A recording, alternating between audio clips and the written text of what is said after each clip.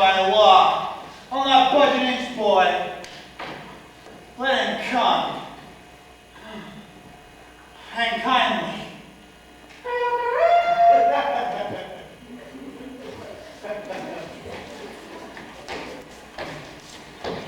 Huntsman! I charge thee to the well my house.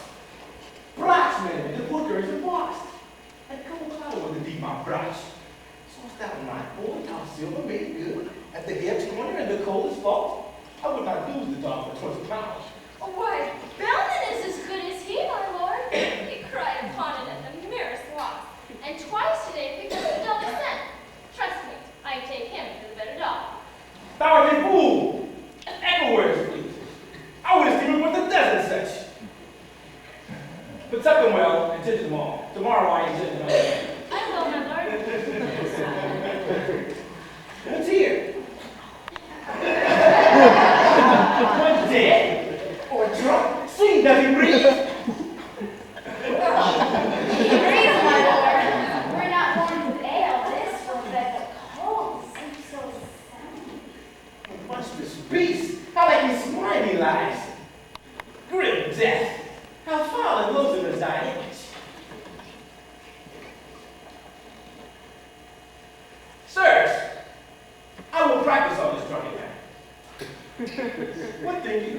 If you were conveyed to bed, wrapped in sweet clothes, rings for his fingers, a most delicious fragrance by his bed, and brave attendants near him when he wakes, would not be better than forget himself?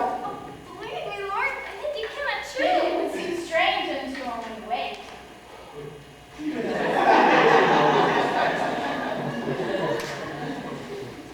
To take him up and manage no jest. Carry him into my fairest chamber and hang it round with all my wanton pictures. Long as foul head. Procure me music, ready when he brings, to make a dulcet, heavenly sound. If you chance to speak, be ready to speak. Saying with low submissive reverence, what is it, Your Honor? Let one attendant with a silver basin filled with rose water and bestrewn with flowers. Another bear you were, the third a diaper. And say, will it please Your Honor, cool your hands? Some will be ready with a costly suit and ask for the apparel. Another, tell him his hounds and horse and say that his lady born to peace. Persuade him that he has been lunatic. And when he says he is, say that he dreams, for he is nothing but delightful.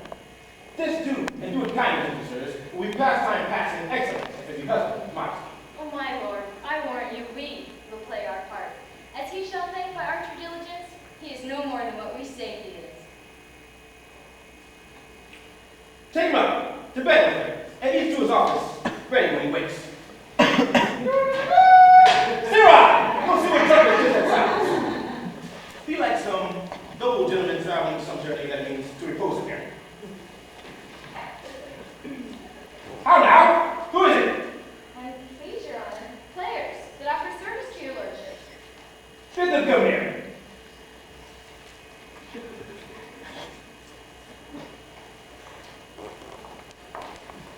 Now, fellows, you alone. Stay with me tonight. So please, your lordship, accept our duty. With all my heart. I remember this fellow. Since once you played the farmer's eldest son.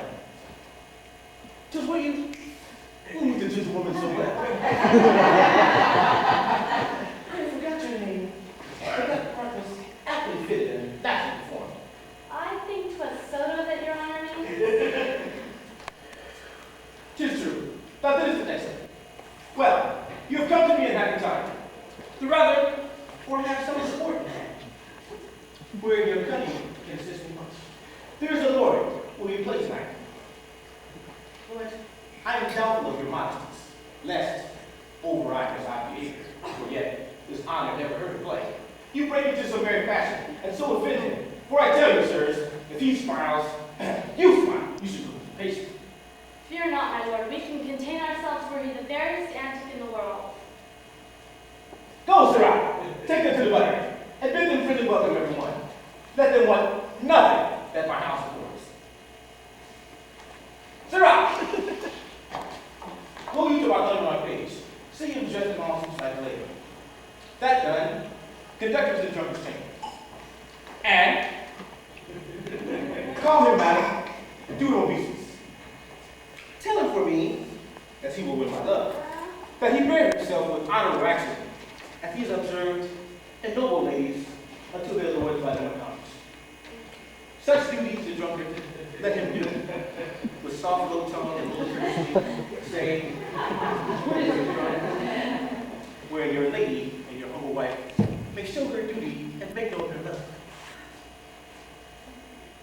And with kind embracements and tender kisses, and declining head, bid him shed tears as being overjoyed to see her noble lord restored to health,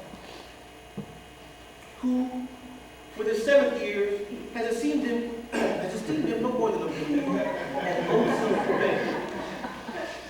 And if the boy had not a woman's gift to rain sharp manager, and anyone would do well for such a shift, which is a napkin, being close to fate, shall in despite enforce a watery eye. See this dispatch with all of these out pants. A 9! I give thee more instructions.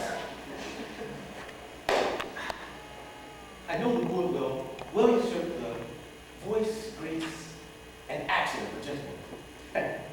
I long to hear him call the drunken husband, and how my men will sustain themselves from laughter as they do homage to this simple peasant. I'll let the counsel. Happily my presence where well abate their overbearing spleens which otherwise grow into extremes.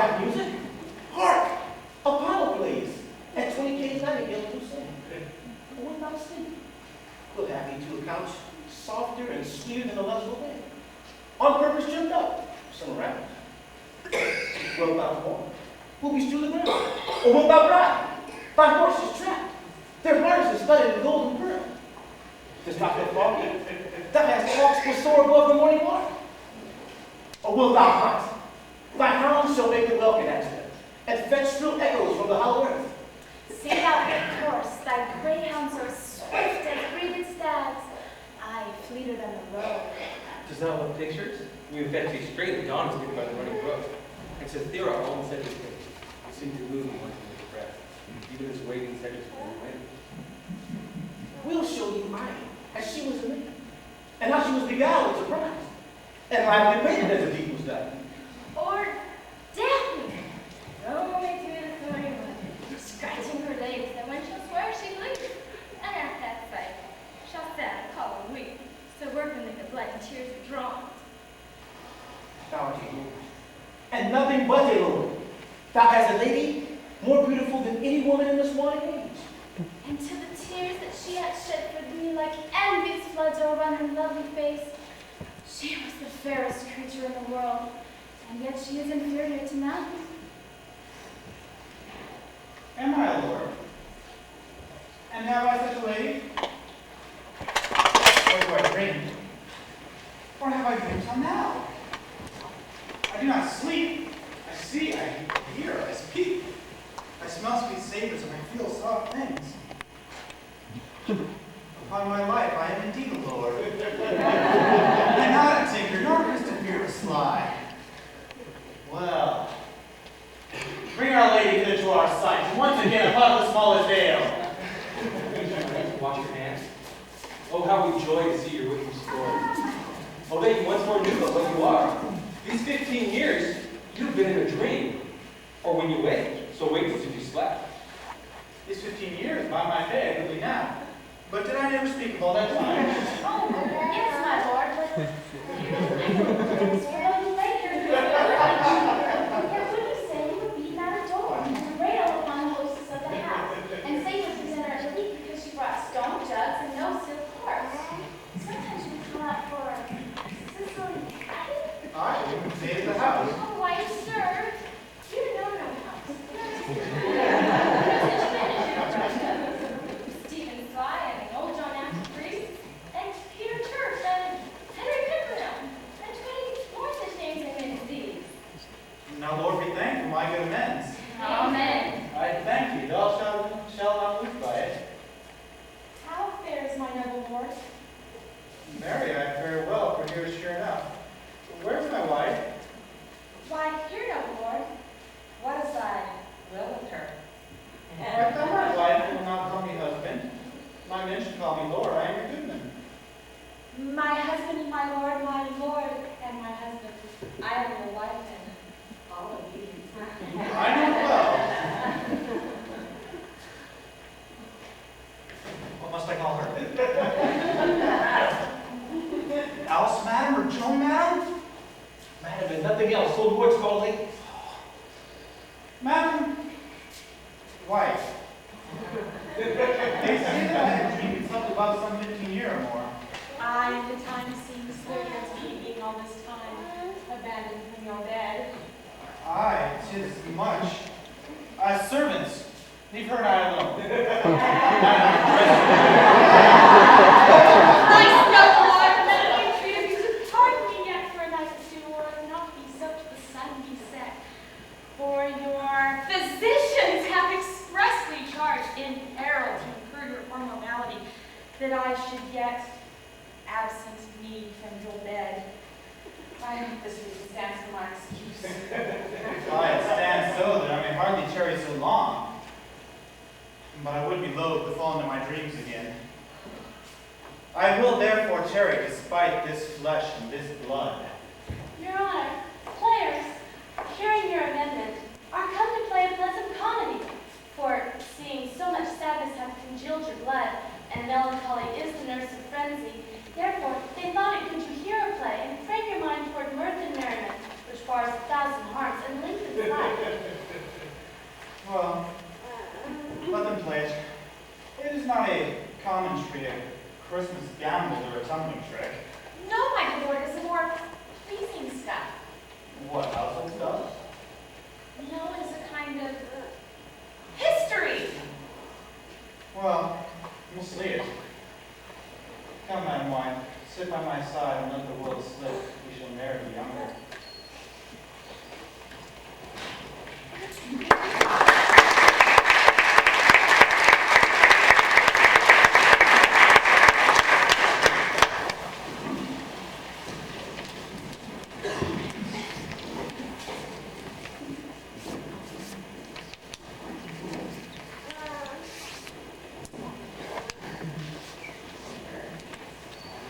Tranio, since for the great desire, the seafair Padua and nursery of arts, I am arrived for fruitful Lombardy, the pleasant garden of great Italy, and by my father's love and leave am armed with his goodwill and thy good company. My trusty servant will approve in all. Here let us breathe and happily institute a course of learning and ingenious studies. Pisa, renowned for grave citizens, gave me my name, and my father first, a merchant of great traffic through the world. Vincentio, come of the Ventivoli. Vincentio's son brought up in Florence. It shall become to serve all hosts conceit and deck his fortune with his virtuous deeds. And therefore, Tranio, for the time I study virtue and philosophy, will I apply that traits of happiness, fine virtue specially to be achieved. Tell me thy mind, for I have Pisa left and into Padua come, as he that leaves a shallow plash to plunge him in the deep, and with safety seeks to quench his thirst. Me heard not the gentle master mine. I am in all affected as yourself, and thus glad to see that you continue your resolve to suck the sweets from sweet philosophy. And while we do admire this virtue and noble discipline, let's be no stoics nor stocks, I pray, or so devote to Aristotle's checks, as Ovid be an outcast quite adored. Bulk logic with acquaintance that you have, and practice rhetoric in your common talk. The music and poesy used to quicken you. The mathematics and the metaphysics. Fall to them as you find your stomach serves you. Remember, no profit grow where no pleasure is taken. In brief, sir, study what you most affect. Gramercy's Tranio, well dost thou advise, if Biendello that were to come ashore, we could at once put us in readiness and take a lodging place to entertain such friends as time in Padua shall beget. But stay a while, what company is this? Master, some show to welcome us to town. Gentlemen, importune me no farther, for how I firmly am resolved to know that is not bestow my youngest daughter before I have a husband for the elder. If either of you both love Katrina also, because I know you well and love you well, leave shall you have to court her at your pleasure. The carter, rather. She's too rough for me. There, Hortensio, will you any wife? I pray you, sir, is it your will to make a stale of me among these maids? Maids, maid? How mean you that? No maids for you unless you're a gentler, mild and home. Oh, and you shall never need fear. Illicit is not halfway to her heart, but doubt not, if it were, her care should be to comb your noddle with a three-legged stool and paint your face and use you like food. From all such devils, good Lord, deliver us. Me too, good Lord.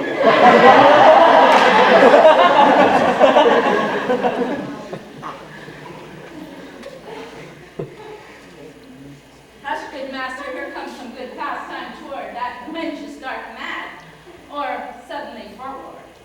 But many other signs do I see. Nay, it's mild behavior is peace, Tranio. Hush, good master, mum and gaze your fill. Gentlemen, that I may soon make good what I have said, Bianca get you in, and let it not displease thee, good Bianca, for I will love thee nevertheless, my girl. A pretty Pete. It is best stick a finger in the eye if she knew why. Sister convinced you like discontent. Sir, to your pleasure, humbly I subscribe. My books and instruments shall be my company, on them to look and practice by myself. Oh, Tranio, thou mayst hear her nervous speak. Signor Baptista, will you be so strange? Sorry I am that our goodwill affects Bianca's grief. Well, you knew her up, Signor Baptista, for this fiend of hell, and make her bear the pinch of her tongue. Gentlemen, Vincenti, I am resolved. Bianca get you in. For that I know she taketh most delight in music, instruments, and poetry. The schoolmaster shall I keep within my house, fit to instruct for you. If you, Hortensio, or Signor Gremio, you know any such, refer them hither, for to cunning men I will be very kind, and liberal to my own children when they come. And so farewell. Katrina, you may stay, for I have more to commune with Bianca. Why, I trust I may go too, may I not? What? Shall I be appointed hours as though I knew not what to take and what to leave?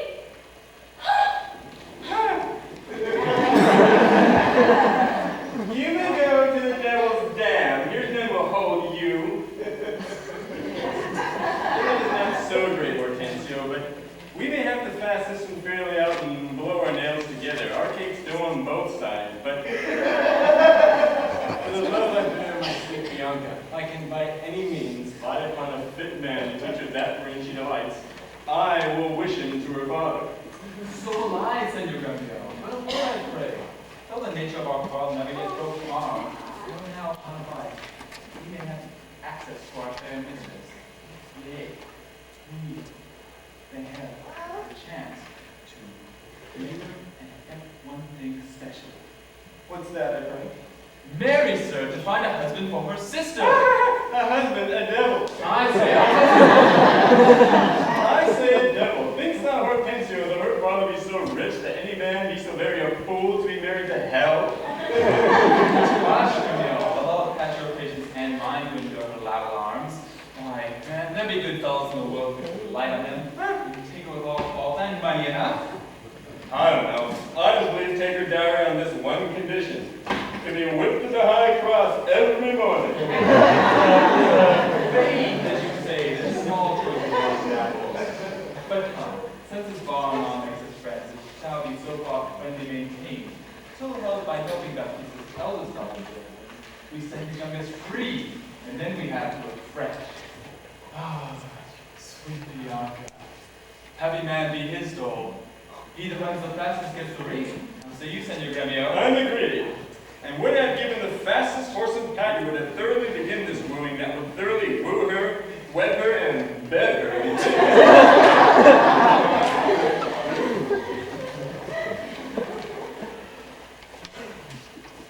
Master, 'tis possible that love should have suddenly take such a hold. Oh, Tranio, until I found it to be true, I never thought it possible or likely. But see, while idly I stood looking on, I found the effect of love and idleness. And now in plainest do confess to thee, that ought to me a secret and as dear as handed to the Queen of Carthage was. Tranio, I burn, I pine, I perish, Tranio, if I achieve not this young modest girl. Counsel me, Tranio, for I know thou canst. Assist me, Tranio, for I know thou wilt. Master, this is no time to chide you now. Affection is not rated from the heart. If love have touched you, naught remains but so. Redeem picatum quamquas minimo. Grammars is Latin, forward, discontent. The rest will comfort by thy counsel sound. Master, you look so longly on the maid. Perhaps you've marked not what's the pick of all. Yes, I saw sweet beauty in her face, such as the daughter of Agamemnon had, that made great Jove to humble him to her hand. And at his knees she kissed the creepy strand. Saw you no more? Marked you not how her sister began to scold and raise up such a storm that mortal ears could hardly endure the din? I saw her coral lips to move, and with her breath she did perfume the air. Sacred sweet as all sunburn. Nay then, 'tis time to stir him from his trance. I pray, awake, sir. If you love the maid, bend thoughts and wits to achieve her. Thus it stands. Her elder sister is so cursed and shrewd that until the father rid his hands of her, why, master, your love must little maid at home. And therefore he has closely mewed her up. She will not be annoyed with suitors. Charming, what a cruel thought is he. Art thou not advised? He took some care to get her cunning schoolmasters to instruct her. Ay, marry am I, and now 'tis I blood. have it, Tranio. For my hand, both our intentions meet and join. Tell me that.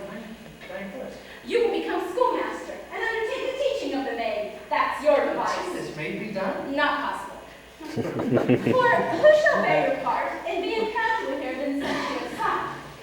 Keep his house, ply his book, welcome his friends, visit his countrymen, and banquet them. Basta. Basta! Isn't it before I ask you? We have not yet been seen in any house, nor can we be distinguished by our faces for man or master. Then it follows thus. Thou shalt be Master Tranio in my stead. Keep house and court and servants as I should. I will some other be, some Florentine, some Neapolitan, or meaner man of Pisa. 'Tis hatched and shall be so. Tranio wants to taste thee. Take my king hat and cloak. When Biandello comes, he waits on thee. But I will charm him first to keep his tongue. So have you need. I am brief, sir.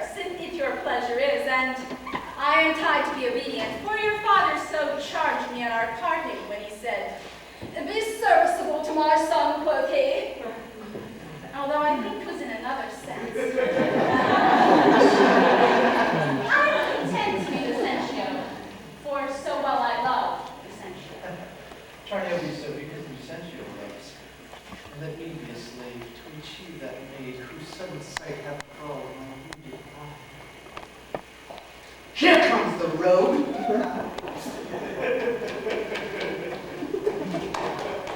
Sirrah, where have you been? Where have I been? Nay, hello, where are you? Master, has one fellow Chinese stolen your clothes? Or have you stolen his? Or both?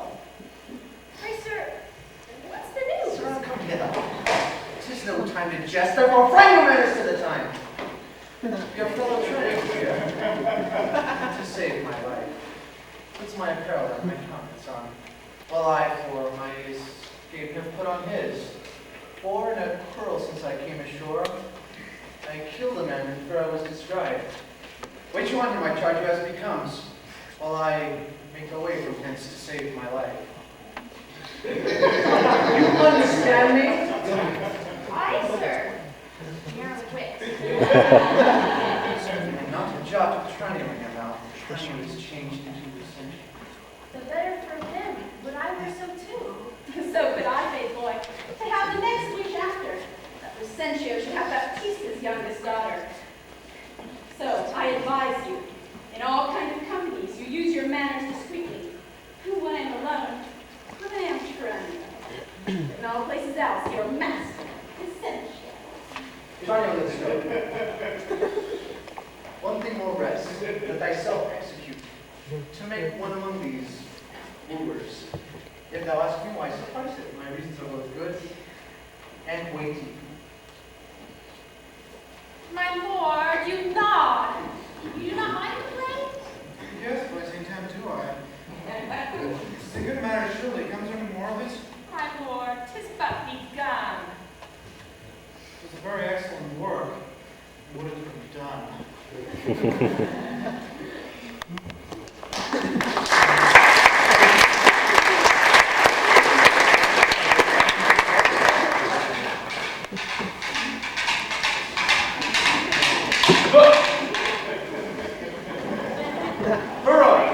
For a while I take my leave, to see my friends in Padua, but of all my best beloved and true friend, Hortensio, and I show this is his house.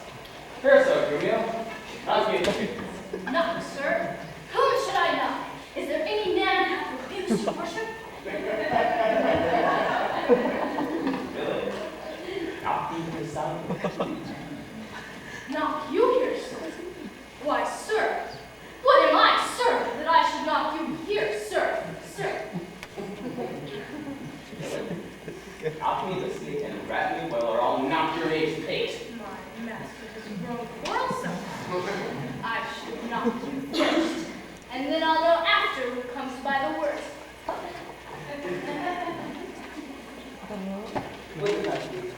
Faith, sir, and you'll not knock. I'll ring it! I'll try how you can fall and sing it! That's just my master's dad! Now knock when I do, Sir Ellen. How now? What's the matter? My old friend Romeo, can I get that Petruccio? How do you all grown up? Signor Tenzio, come you to part the friend? Contudio il cuore, trovate me, se! Al nostro convenuto molto onorato, signor mio Petruccio.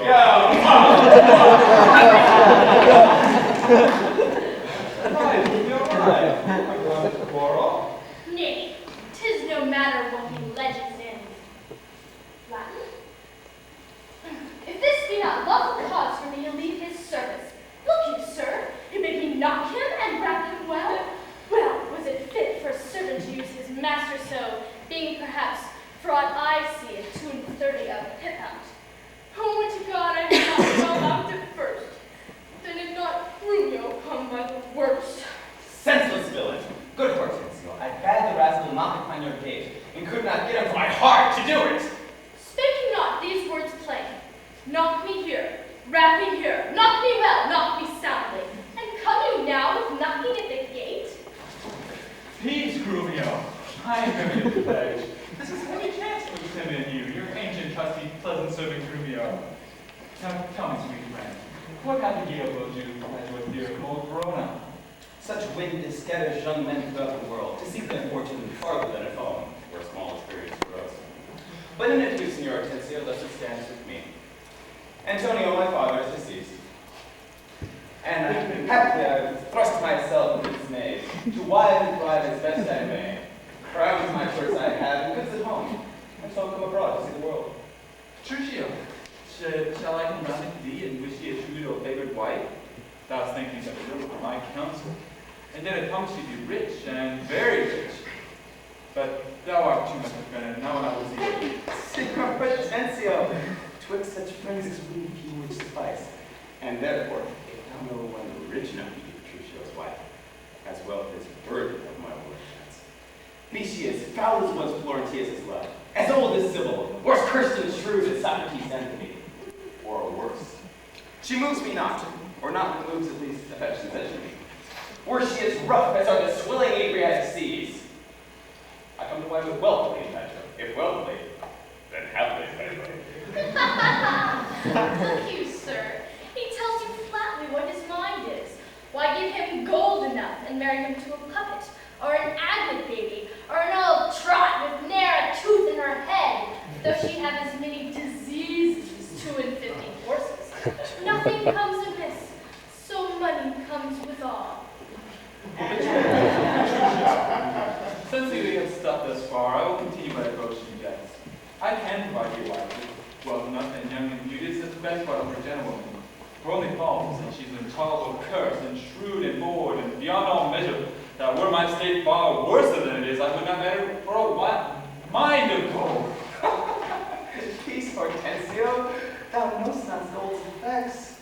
Tell me her father's name, 'tis enough, for I will board her, though she chide as loud as thunder when the clouds not on crack. His name is Baptista Manola, an affable and courteous gentleman. Her name is Caterina Manola, renowned in Padua for her scolding tongue. I know her father, though I know not her. He knew my deceased father well. I will not rest, Hortensio, until I see her, and therefore let me be thus bold with you, to give you over this first encounter, much will accompany me thither. Sir, let him go while this humor lasts. And she knew him as well as I do, she would think scolding would do little good upon him. Why, she would call her half-score names or so. Why, that's nothing. As he begin, he'll rail in his road trips. I tell you what, and she stand him but a little, he'll throw a figure in her face, and so disfigure her worship that she will have no more eyes to see withal than a cat. You know him not, sir. Very Petruchio, I must go with thee. Since Baptista's keep my treasure is, he has a jewel of my life and hold, his youngest daughter Eliza. And her would both for me and others more, soonest to her and to my love. Supposing a thing impossible of those defects I before rehearsed, that Edward Caterina be wooed. Therefore this order has Baptista taken. The none shall access unto the younger, thou Caterina the cursed, I shall have husband. Catherine the Cursed, a title for a maid of all titles, the worst. Now, Petruchio, shall you do me grace, now for me disguise in sober robes to Baptista, as a schoolmaster well seen in music, that so I may by his device have leave and leisure to make love to her, unsuspecting court her by herself. There's no knavery. See, to beguile the old folks, how the young folks lay their heads together. Master, look about. Who goes there? Come. Peace, Romeo. Petruchio, stand by a while. Is the rival of my love. 'Tis a proper stripling and an adder. Very well, I have perused the notes. I'll have them all very fairly bound, all books and gloves, see that at any hand. Signorina Norberletti, do you understand me? Above and beyond Signor Baptista's liberality, I'll mend it with a largesse. Take the paper, Sue. I have been very fairly perfumed, for she is sweeter than perfume itself, too, when it goes here. What will you read? Whatever I read to her, I'll plead for you as for my patron, stand you so assured, as firmly as yourself are still in place, yea, and perhaps with more successful words than you, unless you were a scholar, sir. Oh, this learning, what a thing it is. Oh, this woodcock, what an ass it is. God save you, Senor Gremio. And you are well met, Signor Hortensio. Show you where I am going. I promised Signor Baptista Manola to find a young scholar for the fair Bianca, and by good fortune, I have lit upon, well, I'm this young scholar for learning and behavior. poetry and other books. Goodwood, brother. Well, and I have another fine musician to instruct our musicians. So shall I know when you have been doing to the young, so beloved of me. Beloved of me, and that my deeds shall prove. And that which bags shall prove. Grania, 'tis no time to vent our love. Now, here's a gentleman whom by chance I met, who will undertake to curse Catherine, yea, to marry her if her dowry please. So said, so done. Hortensio, have you told him all her faults? I know she's an irksome, brawling scold. That be all, masters. I hear no harm. Don't say to me so. What countryman? Born in Pomona, old Antonio's son. My father dead, my fortune lives for me. And I do hope good days and long to see. Such a life with such a wife were strange, but you've a stomach too, to God's name. You'll have me assisting you at all. But will you woo this wildcat? Will I live? Will you woo her? Aye, or I'll hang her. Why came I here with this bad intent? Have I not in my time heard lions roar?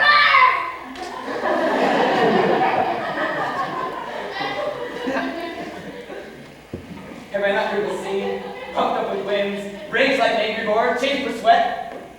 Have I not heard great organs in the field and heaven's artillery thunder in the skies?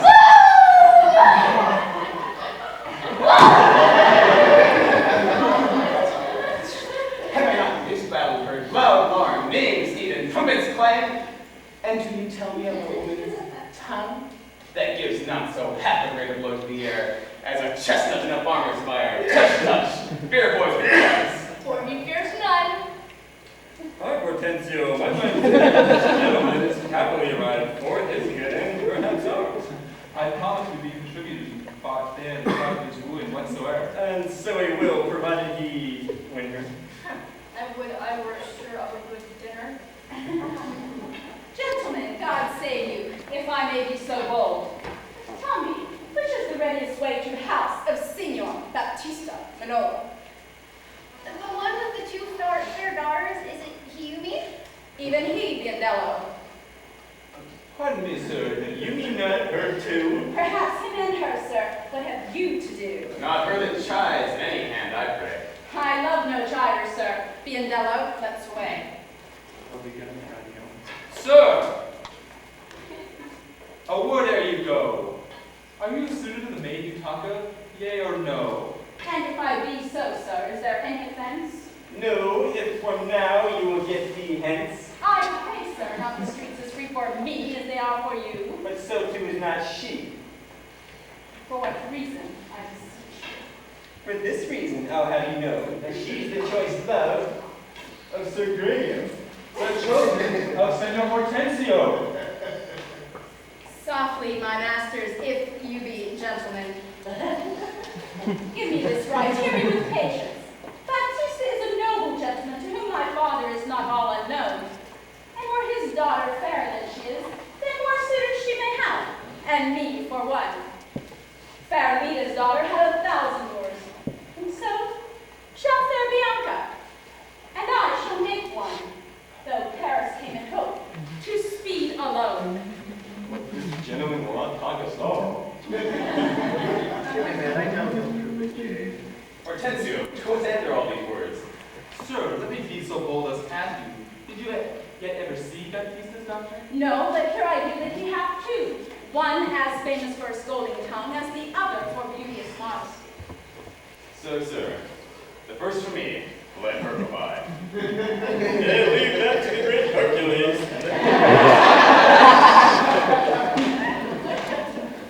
Sir, understand who this means to. The youngest daughter whom you hearken for, her father keeps small access to suitors, and will not promise her to any man until the eldest first be wed. The younger then is free, and not before. If you are the man, must set us all, and me amongst the rest. And if you break the ice and do this feat, achieve the elder and set the younger free for our access, whose habit is to have her will not be so graceless as to be engraved. Sir, you say well and well You must gratify this gentleman, whom we all West generally beholding. I shall not be slapped with sign whereof.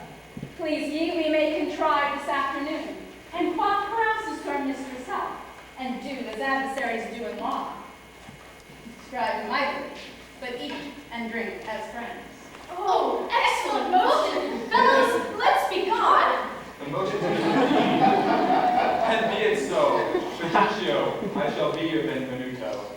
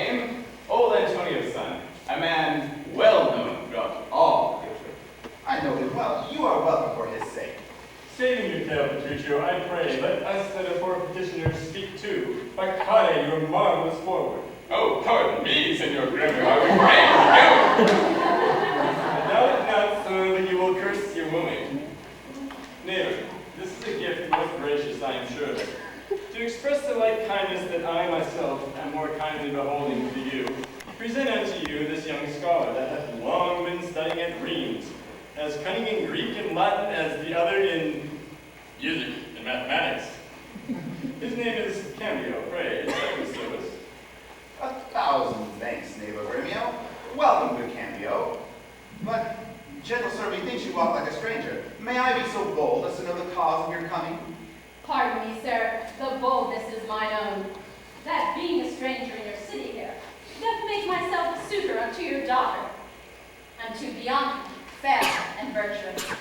Nor is your firm resolve unknown to me in the preferment of the eldest sister. Therefore this liberty is all that I request, that upon knowledge of my parentage, I will be given free access and welcome as the rest who woo. And toward the education of your daughters, I here bring you this simple instrument and this small packet of Greek and Latin books. If you accepted them, then their worth is great. Lucentio is your name. Of whence, I pray? Of Pisa, sir, son to Vincentio. A mighty man of Pisa. By report, I know him well. You are welcome, sir. Take you the lute, if you the set of books. You shall go see your pupils presently. Hold up within. Sirrah, take these gentlemen to my daughters, and tell them both these are their tutors. Bid them use them well.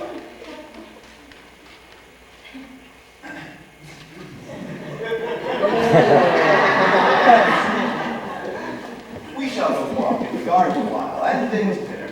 You are passing welcome, and so I pray you all to keep yourselves. Senor Baptista, my business asks haste, and every day I cannot come to woo. You knew my father well, and in him me, left solely heir to all his goods and property. Then tell me, if I get your daughter's love, what dowry shall I have for her to wife? Upon my death, the one half of all my lands, and in possession 20,000 crowns. And for that dowry, I'll assure her of her widowhood, be it that she survives me. In all my lands and leases whatsoever, let specialties be therefore drawn between us, that covenants may be kept on either hand. Aye, when the specialty is well obtained, that is her love, for that is all in all. Why, that is nothing, father. Right. I am as proud as she comes over. And where two raging fires meet together, they do consume the thing that feeds their fury. The little fire for a great blazing wind. Extreme fire is blown out, great gust. So I'm to her, and so she yields to me. For I am rough, and will not obey. Well mayst thou, Lewin, happy be thy speed, but be thou on for some bitter words. As mountains are to winds that shake not though they blow perpetually.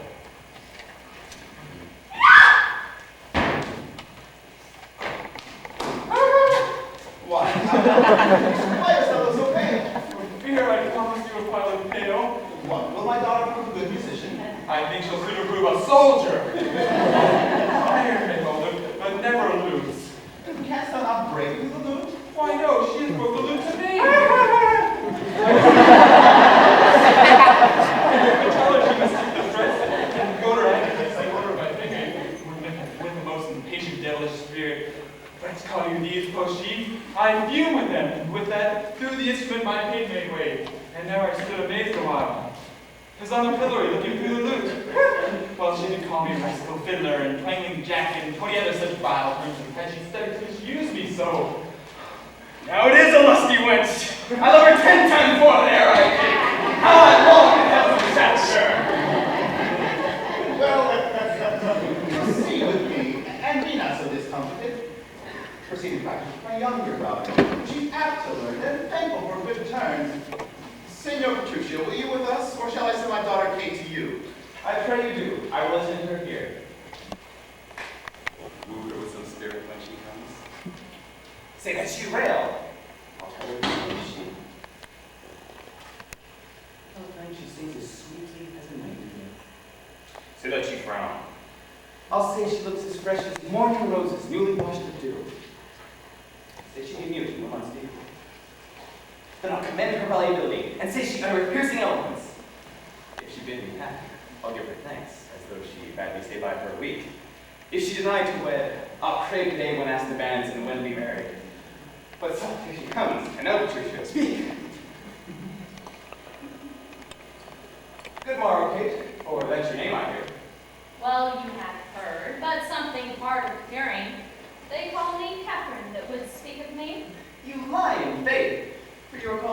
plain Kate, and bonny Kate, And sometimes Kate the Cursed. But Kate, the prettiest Kate in Christendom. Kate of Kate Hall, my super dainty Kate, for dainties are all Kates. And therefore, Kate, take this of me. Hearing my miles praised, beauty spoken of, though not so deep that you belong. Myself and moved, woo thee for my wife. Move? In good time? Let him that moved you hither remove you hence. I knew you in the first. You were movable. Or what's a movable? A joint stool. Ha! Just hit it. Come, sit on me. Asses are made to bear, and so are you. Women are made to bear, and so are you. No such jade as you and me, you mean. Alas, good Kate, I will not burden thee, for knowing thee to be but young and light. Too light for such a swain as you to catch, yet as heavy as my weight should be. Should be, should. Bullshit!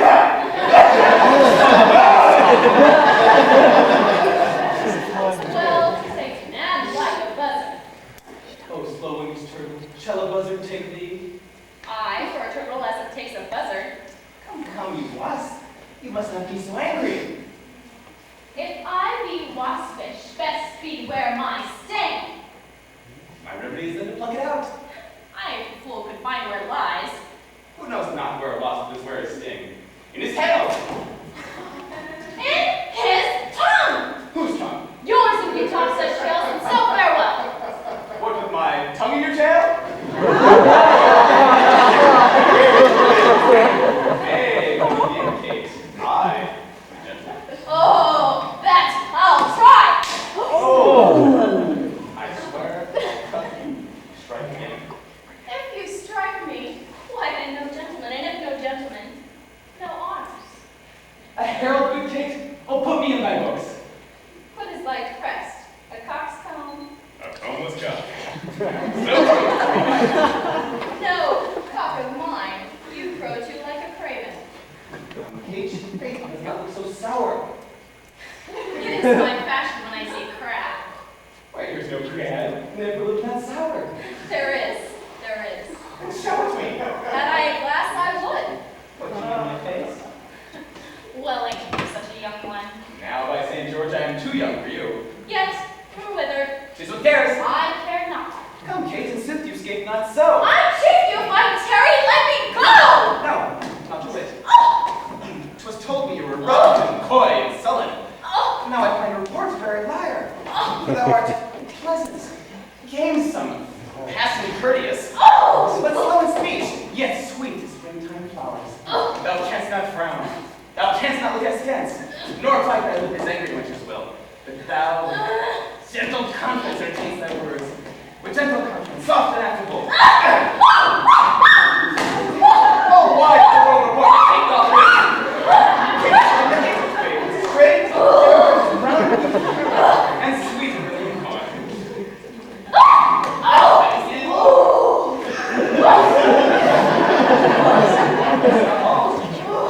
Go, fool, with whom thou keepest command!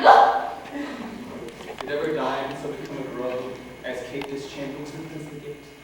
Oh, be thou thine, and let her be Kate. And let Kate be chaste, and Diane sportful. Where'd you get all this goodly speech? It is extempore from my mother wit. Oh, witty mother, witless else her son. Not wise. Yes, keep you warm. Marry, so I mean sweet Kate, in my bed. And therefore, having voted upon, thus in plain terms, your father hath consented, your dowry agreed upon, and will you nill you? I will marry. Oh!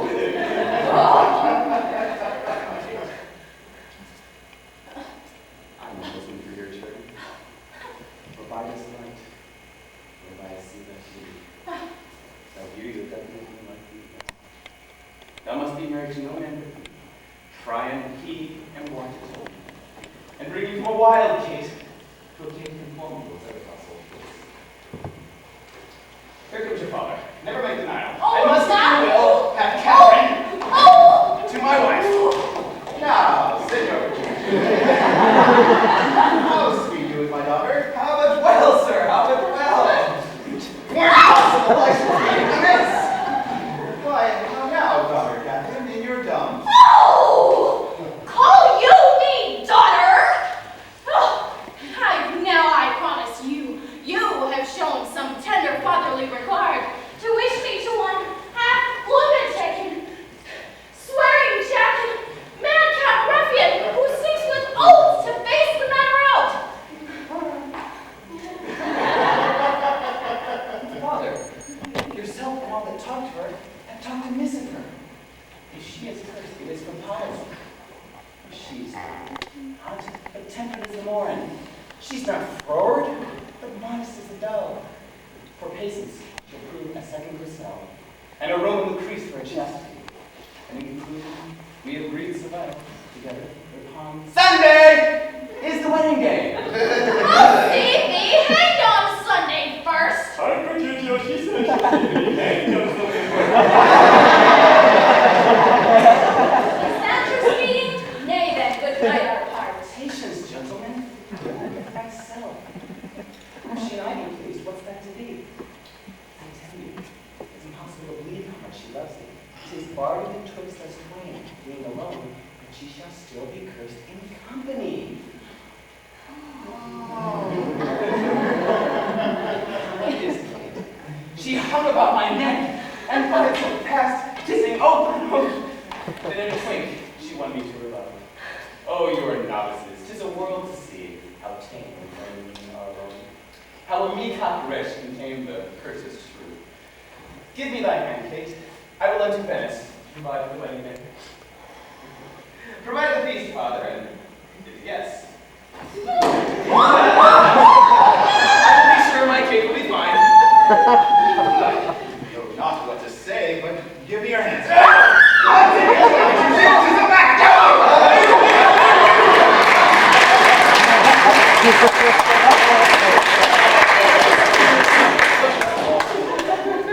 Gentlemen, wife, and father, adieu.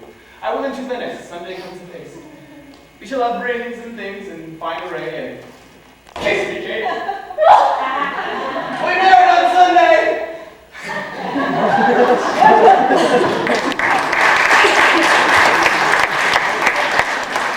Never match, well, that's so suddenly. Thank you. Now I play a merchant's part and venture madly on a desperate march. 'Twas a commodity lay fretting by you. Will bring you gain or perish on the seas. The gain, I think, is quite in the match. No doubt he had got quite a catch, but neither got he. Today is the day we've all long waited for. About your youngest daughter. I'm your neighbor and was suitor first. But I am the one who loves Bianca more than words can witness or thoughts can guess. Youngling, thou canst not love, so dear as I. Greybeard thy love doth freeze. But thine doth fry, skipper stand back, his age and nourisheth. But youth in ladies' eyes flourisheth. Gentlemen, continue, I will compound this strife. 'Tis deeds must win the prize. And he of both that can assure my daughter greatest dower shall have my Bianca's love. Say, neighbor Gremio, what can you assure?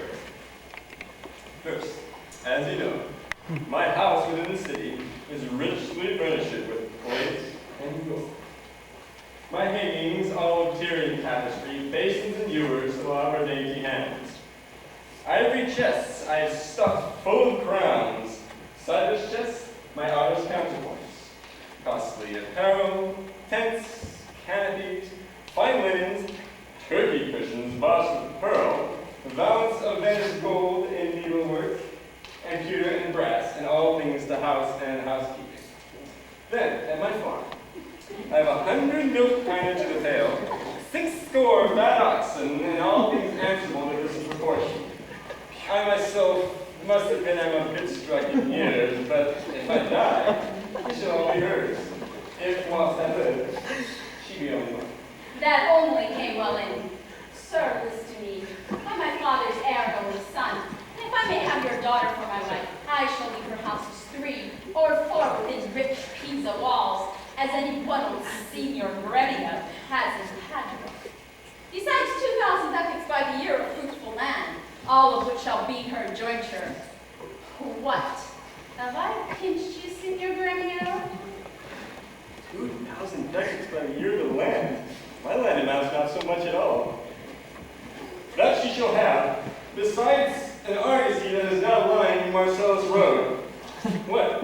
Have I choked you with an argosy?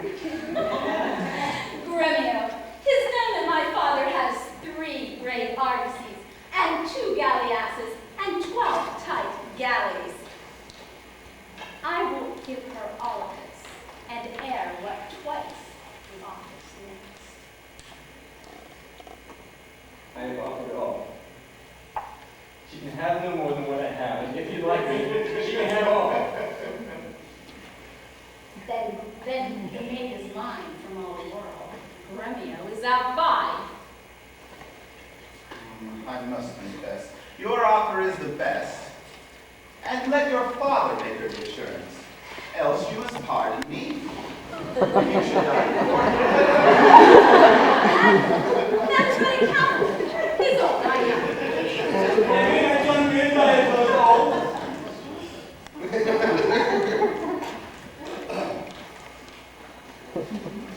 Gentlemen, I am resolved. On Sunday next, you know, my daughter Catherine is to be married. Now on Sunday following shall my fiancée be bride to you, if you make her the assurance, if not, to Signor Gremio. And so I take my leave, and thank you both. Adieu, neighbor. Now, I fear thee not, Sirrah, young gamester. Thy father were a fool in his old age, set his foot under your table. A toy. An old Italian fox is not so kind, my boy. A vengeance on your crafty withered hide.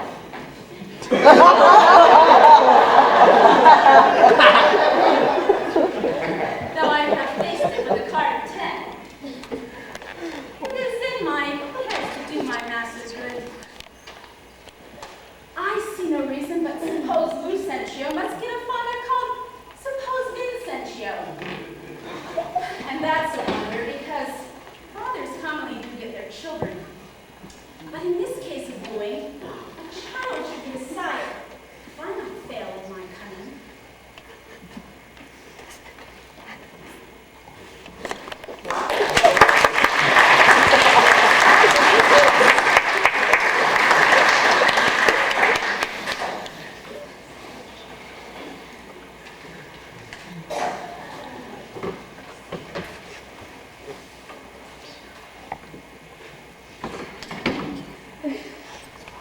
Hold the bag and proceed forward, sir. Have you so soon forgot the entertainment her sister Catherine welcome to us all? But, ring-lane pedant, now go and give me leave to have prerogative. And when it is we have spent an hour, your lecture shall be for as much. Preposterous ass! I never read so far to know the cause why music was ordained. Was it not to refresh the mind of man after his studies or his usual reading? Then give me leave to read philosophy, and while I pause, serve in your harmony. Sirrah, I will not bear these praise of thine! Why, gentlemen, you do me double wrong to strive for that which resteth in my choice. I am no preaching scholar in school, unoccupied hours, nor appointed times, but learn my lessons as I please myself. And to cut off all strife, here sit me down. Take your instrument, play it a while.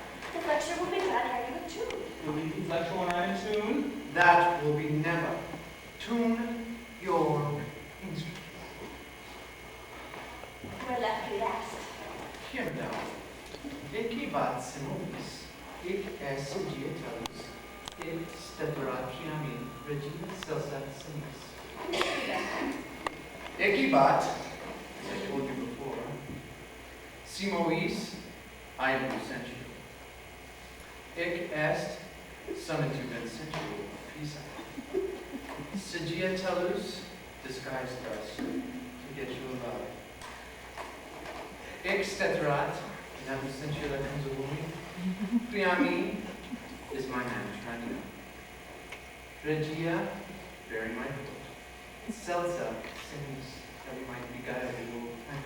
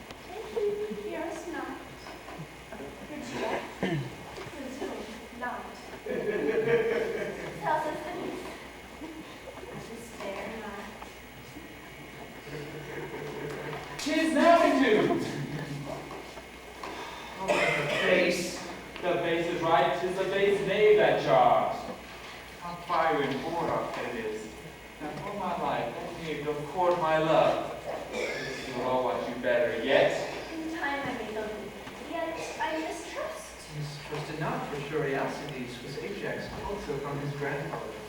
I must believe my master, else I promise you I should guard my steel upon that doubt. But let it rest. No reseal to you. Good master, take it not unkindly, pray, that I would thus pleasant with you both. You may go walk and give me leave. My lessons make no music in 3 parts. Are you so formal, sir? Then I must wait. And watch withal, for but I be deceived, how fine musician groweth amorous. Man, before you touch the instrument, to learn the order of my fingers, I must give you the room to teach you a gamut. In briefer sort, more pleasant, pithy, and effectual than I found not by any of that trade. And there it is, fairly drawn. Well, I have passed my gamut long ago. It could be gamut Hortensio. Gamut, I am the roundabout array to plead Hortensio's passion. Be me, Bianca, take him for thy lord. Steve Baut, love with all affection. D sol ray, one clef, 2 notes survive. Ela me, show pity, for I die. Call you this gamut? Tut, I like it not. Old fashioned please me best. I am not so nice, change true rule or old invention. Mistress, your father prays you leave your books and help dress your sister's chamber up. Tomorrow is the wedding day. Farewell, sweet masters both. I must be gone. Hey, mistress, then I have no plans to stay. But I have cause to pride of his head. He thinks as though he were in love. But if thy thoughts, Bianca, be so humble, cast thy eye in every wandering stale, seize thee that list. If once I find thee ranging, Hortensio will be quit of thee by changing.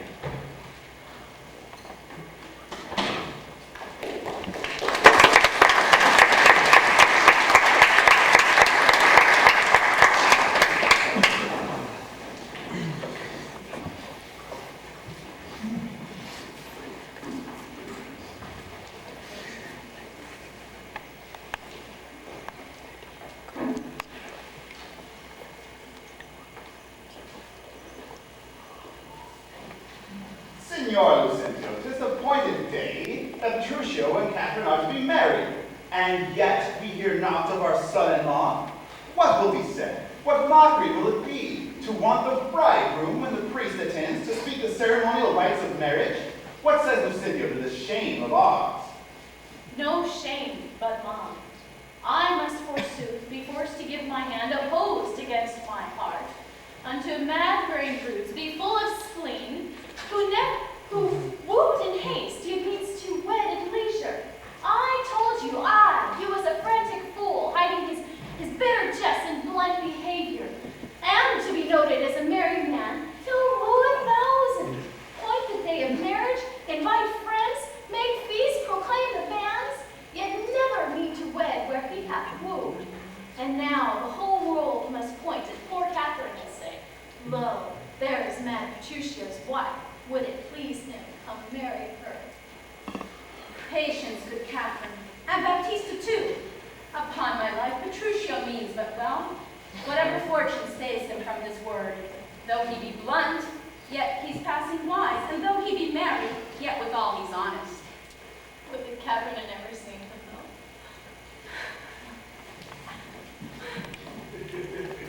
though. Go, girl, I cannot blame thee now to me. For such an injury would vex a saint, much more a shrew of thy impatient humor. Master! Master!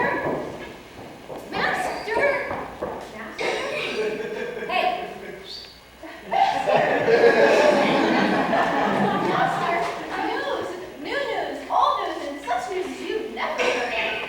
Is it new and old too? How may that be? Why, is it not news to hear Petruchio's coming? Is he come? Why, no, sir. What then? He's coming! But when will he be here? When he stands where I am and sees you there. But what to thine old news? Why, Petruchio is coming in a new hat and an old jerkin, a pair of old breeches, Christ turn, a pair of boots that have been candle painted, one buckled and the other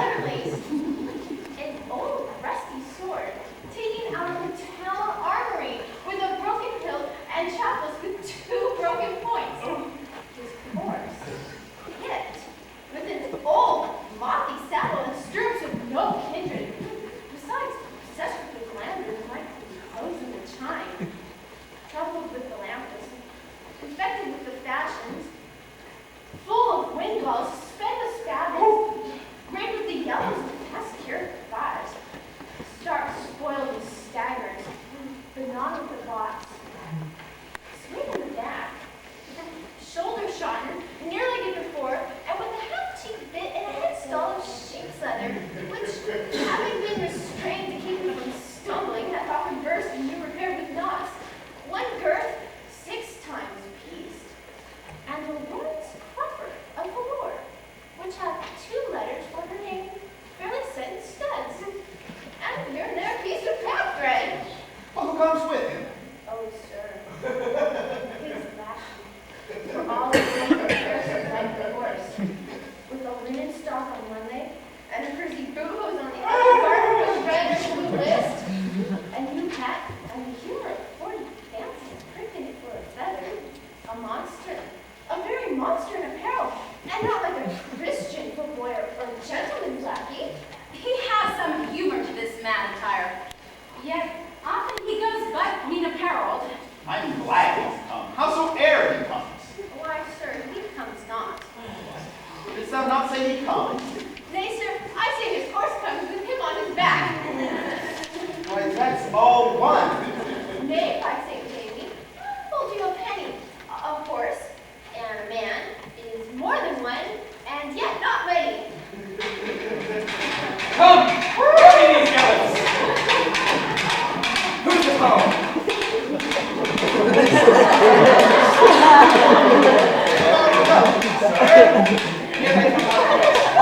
And yet you halt not.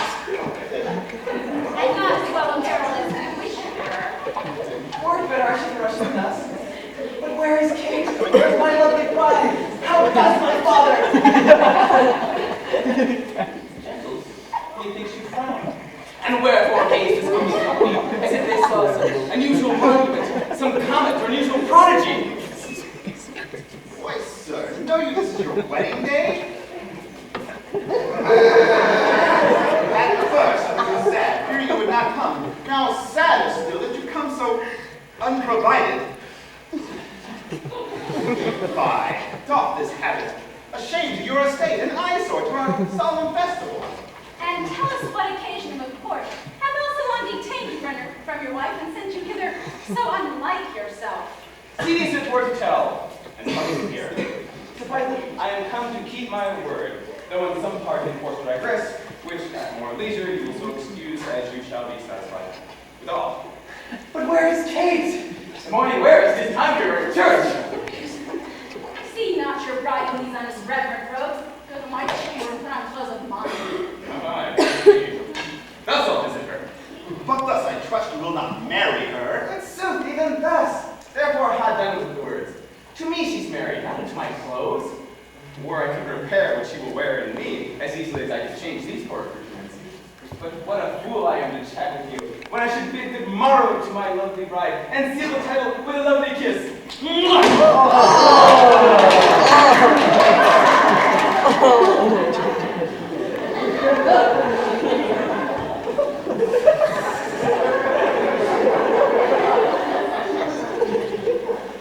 Now, he has some humor here that we don't understand.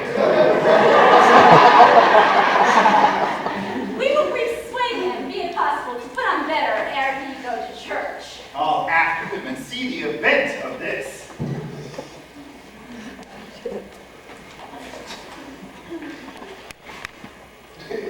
But to her love concerneth us to add her father's liking, which to bring to pass, I am to get a man, whate'er he be. It skills not much. We'll fit him to our turn, and he will be consensual to peace, and make assurances here in Padua of far greater sums than I have promised, so that you may quietly enjoy your hope, and marry sweet Bianca with consent. Were it not that my fellow schoolmaster doth beyond his steps so narrowly, 'twere good, methinks, to steal our marriage, which once performed, let all the world say now. I'll keep mine own. To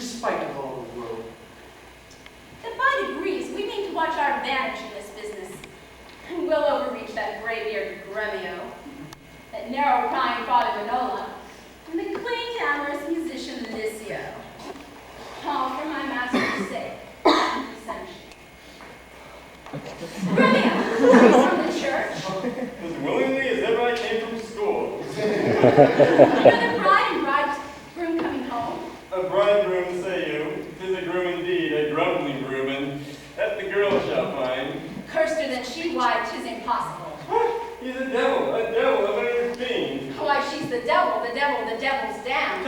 She's a lamb, a dove, a fool to him. I tell you, Sir Lucentio, when the priest should ask if Catherine should be his wife, "Aye, by God wounds," quoth he, and stamped and swore that all amazed the priest let fall the book, and as he stooped to pick it up, this mad-brained bridegroom gave him such a cuff that down fell book and priest and book.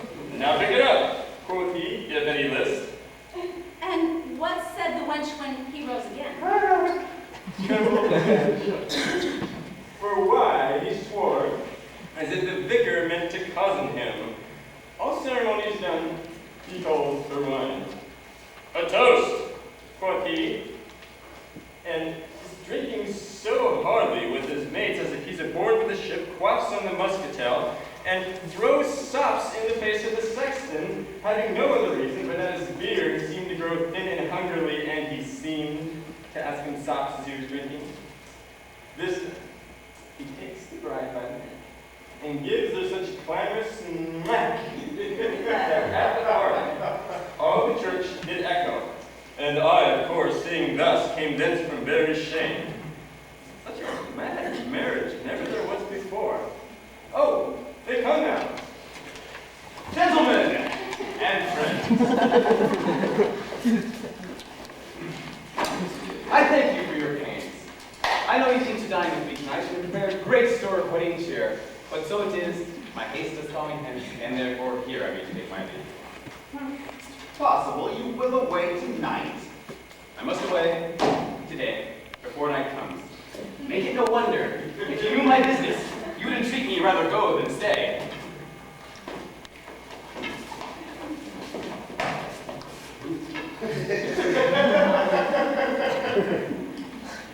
Dine with my father, drink a health to me, for I must hence, and therefore farewell. Let us entreat you to stay till after dinner. It cannot be. Let me entreat you. It cannot be! Let me entreat you. I am content. Are you content to stay? I'm content you shall entreat me stay, and yet not stay. Entreat me how you can. Now, if you'll love me, you'll stay. Romeo! My horse! Aye, sir, they be ready. They always feed the horses. Nay, then, do what thou canst. I will not be gone today. No, nor tomorrow. I'll not be gone till I please myself. The door lies open, sir, there lies your way. You may be jogging whilst your boots are green. For me, I'll not be gone till I please myself. 'Tis like you'll prove a jolly surly groom to take it on you with the first so roundly.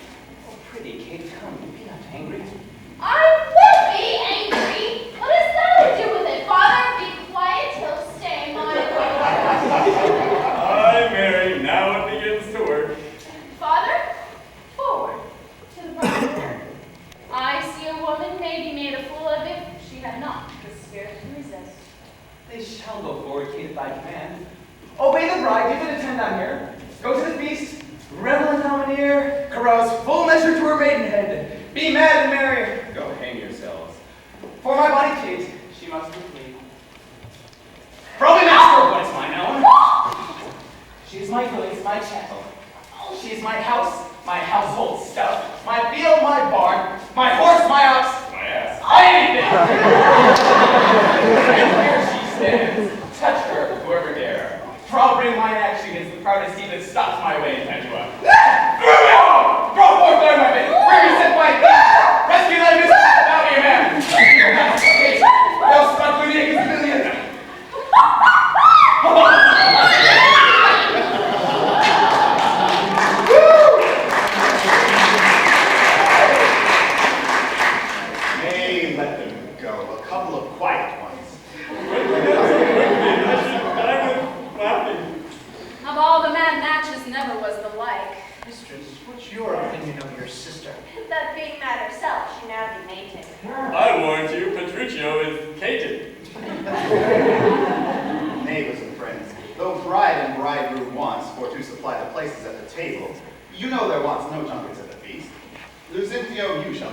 in place, and let Bianca take her sister's room.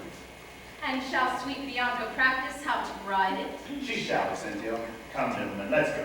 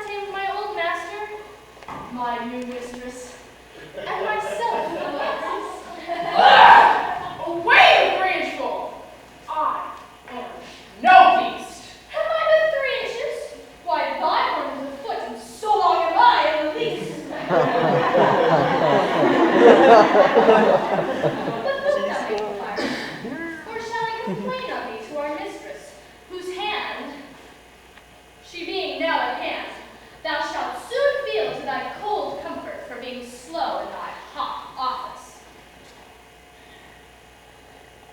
I pray thee, good Bruno, tell me, how goes the world? A cold world, Curtis, in every office but thine. And therefore do thy duty, and have thy duty, for thy master and mistress are almost frozen to death.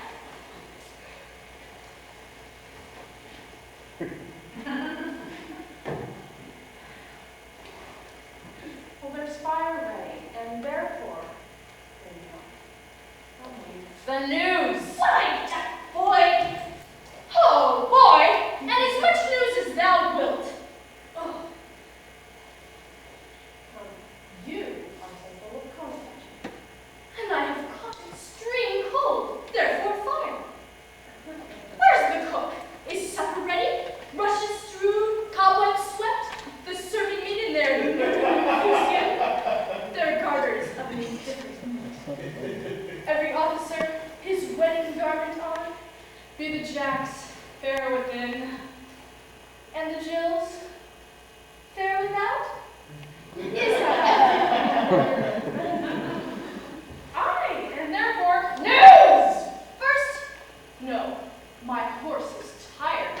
My master and mistress fallen out. How? Why, out of their saddles and into the dirt. Thereby hangs the tale. Well, let's have it, Miss Romeo. Lend thine ear. Here. There! This is a Bela tale and not a Hera tale. And thereby 'tis called a sensible tale. Ha!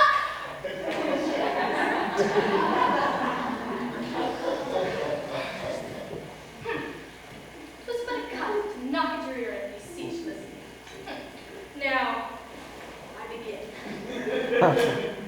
We came down a foul hill.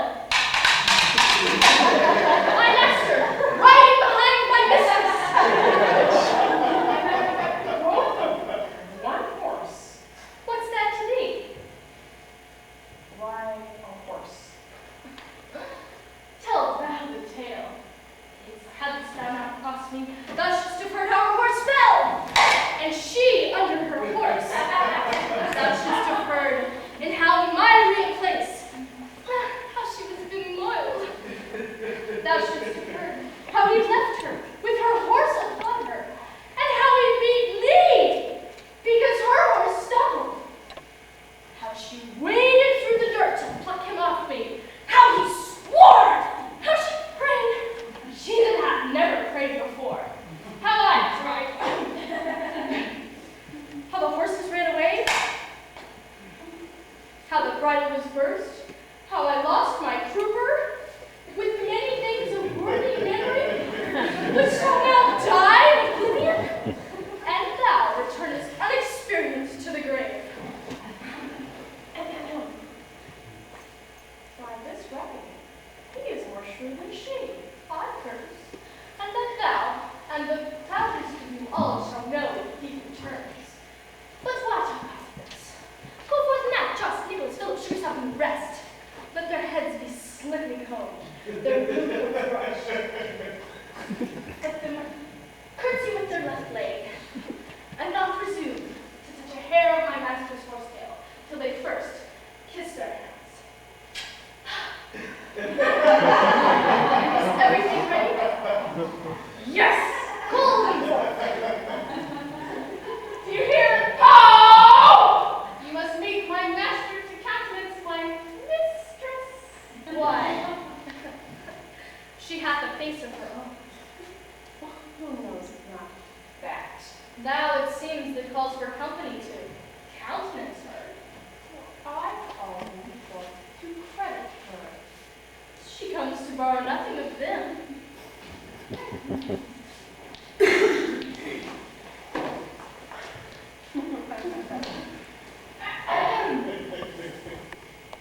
Oh, welcome home, Brunio.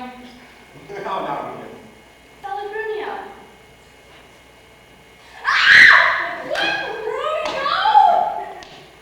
Welcome you. How now you? What? You? Fellow you. And thus much for greeting. Now, my spruce companions, is all things ready and all things neat?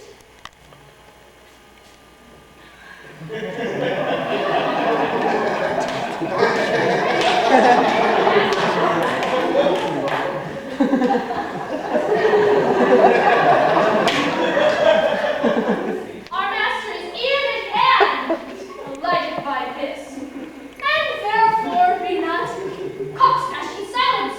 I hear my master. Where be these things? What? No man adores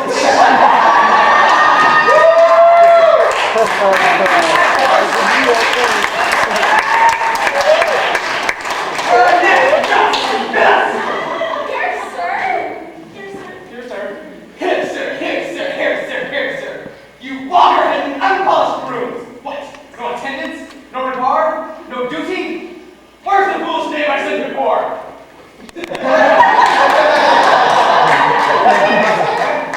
As foolish as I was before. You peasant! Swain! You horse-and malt-horse drudge! Did I not bid thee meet me in the park and bring along these rascal knaves with thee? Its coat was not yet fully made. And Gabriel's pumps were all unpicked in the heel. There was no link to color Peter's hat, and Walter's dagger had not yet come from sheath. All around were ragged, old, and feckless. Yes, as they are, here they are to meet you. Go rascals go and fetch my supper in. Is that late? I do. Sit down, Kate. Welcome.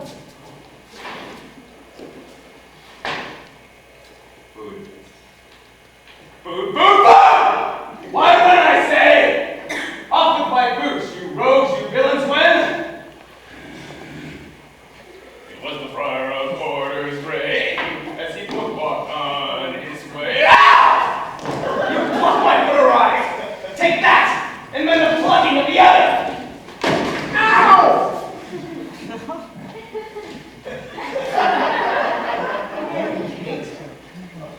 Some water, what go? Where is my spaniel, Troilus? Get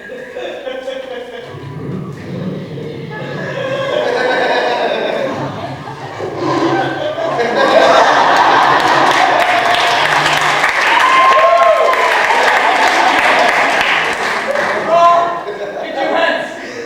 Bring my cousin Ferdinand. One cake you must kiss and be well acquainted with. Shall I have some water? Where are my slippers?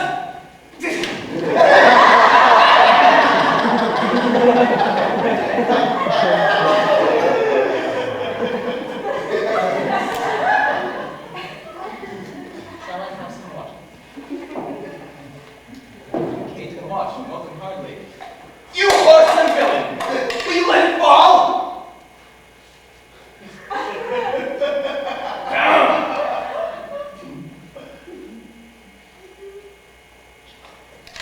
Thank you. Patience, I pray you, sir. It's a fault in willing. Black-headed, beetle-headed, black-bearded, nay!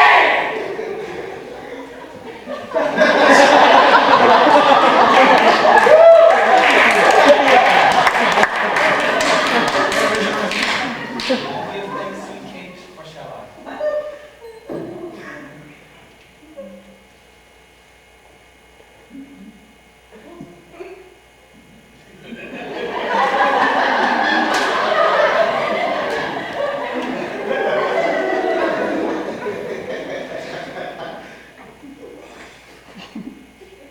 What's this? Mutton? I. Who brought it hence? Tis burnt, and so is all the meat. What dogs are these? Where's the rest? Dirty.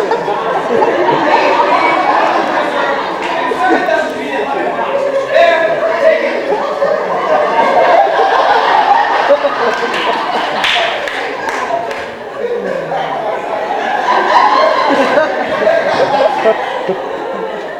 Take it, trenches, cuts,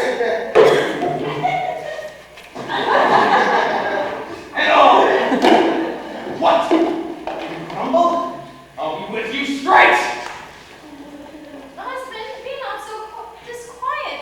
The meeting was, well, were you so content? I told you, it was burnt and dried away, and I am expressly forbidden to touch it, for planted anger, engendered power, and better we should both die. Since we ourselves are colorless, then feast not with such over-roasted flesh! Tonight we will fast. Patience shall be missed tomorrow. Let me show you that right.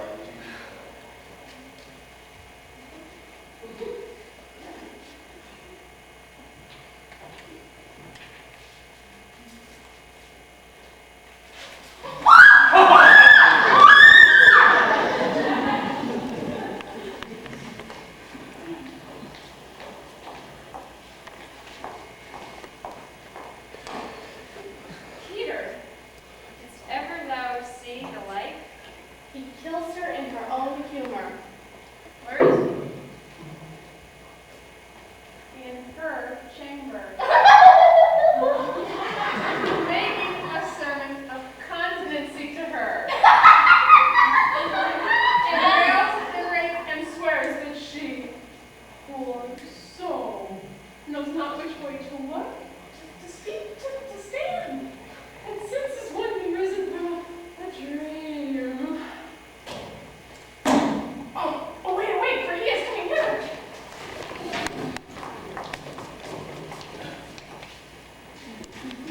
Thus politic have I begun my reign, and 'tis my hope to end successfully. My falcon now is sharp and passing empty, Until she stoop, she must not be full gorged, for then she never looks upon her lure. Another way I have to man my haggard, to make her come, to know her keeper's call.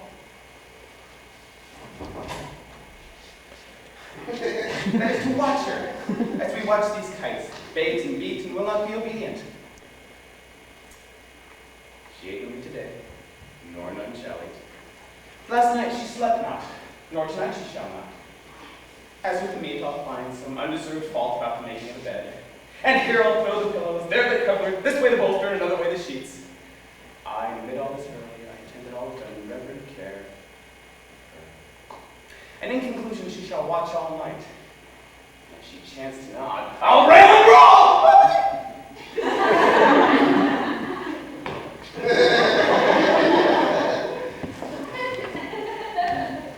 And with the clamor, you're still awake. This is a way to kill a wife with kindness. And thus I'll tame her headstrong humor. He that knows better how to tame a shrew, let him now speak. 'Tis charity to shrew.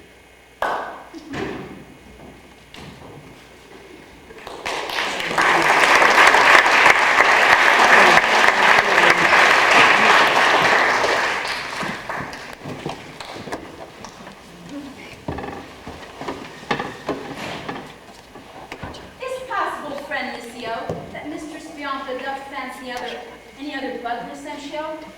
I tell you, sir, she bears me fair in hand. Sir, to satisfy you in what I have said, stand by and mark the manner of his teaching.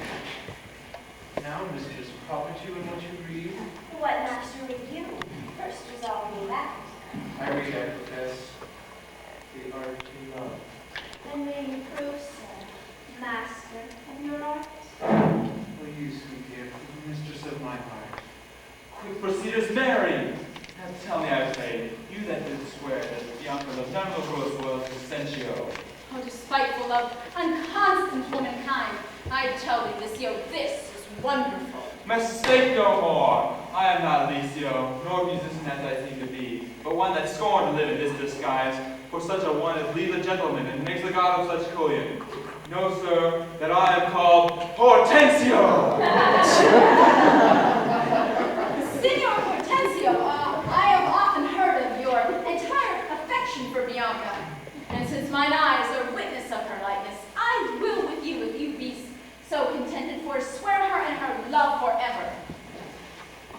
See how they kiss in court? Ow! Send me Lucentio, here is my hand, and here I firmly vow, never to woo her more, but do forswear her as one unworthy all form of favors I have fondly flattered her withal. I will with you take light unfeigned oath, never to marry with her, though she would entreat. Fie, see how beastly she doth court him. But all the world that he had quite forsworn, for me that I may surely keep mine oath, I will be married to a wealthy widower at 3 days back, who has long loved me as I have loved this proud, disdainful haggard. And so farewell, Senor Lucentio. Kindness in women, and not their beauteous looks shall win my love. And so I take my leave and resolution as I swore before.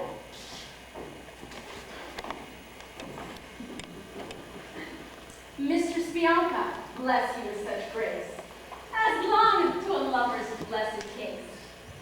Nay, I have taken you napping, gentle love, and have forsworn you with Hortensio. Truly of your jest, but have you both forsworn me? Mistress, we have. Then we are rid of Lucio. Aye, he shall have a lusty wench who will be wooed and wedded in a day. God give him joy. And he'll tame her. He says so, Antonio. Aye, he has gone to the taming school. What? Is there such a place? Aye, mistress, and Petruchio is the master, who teaches tricks 11 and 20 long. You tame a shrew and charm her with shattering tongue. Master! Master! I have watched so long that I'm dog-wearied. But at last I spied an ancient angel coming down the hill will serve the turn. What is he in? Master, I know not. A mercantante or a pedant, but formal in apparel and gait and countenance surely like his father. And what of him, Camille? If he be credulous and trust my tale, I'll make him glad to see Vincentio, and make assurances to Baptista Manola as if he were the right Vincentio. Now, take him your love and let me alone.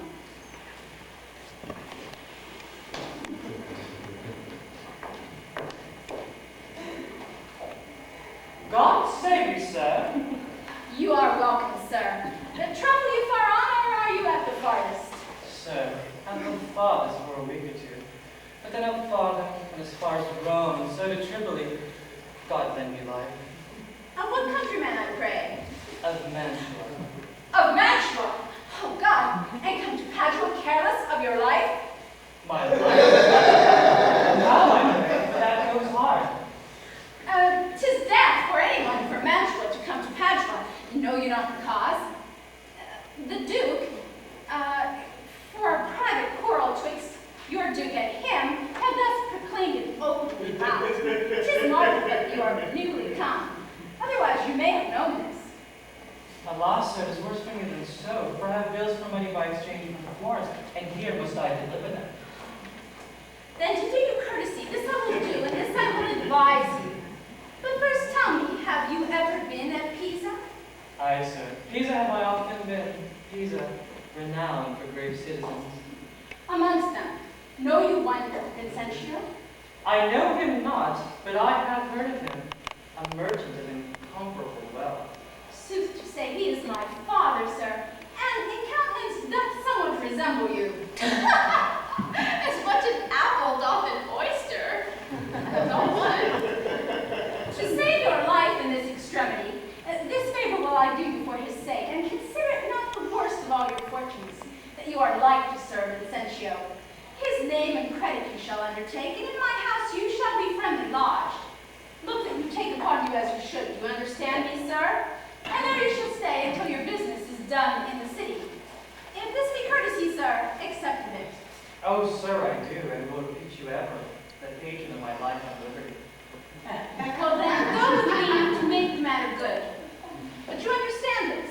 My father is looked for every day in the city here to pass assurance of a dower in marriage twixt me and one Baptista's daughter here. I will instruct you in all these circumstances. Now, go with me to clothe you as becomes you.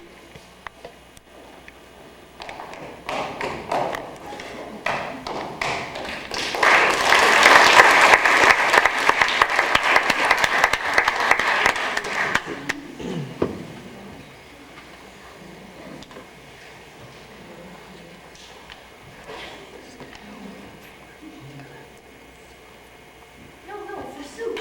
I dare not for my life. The more my wrong, the more his spite appears. Can he marry me to famish me?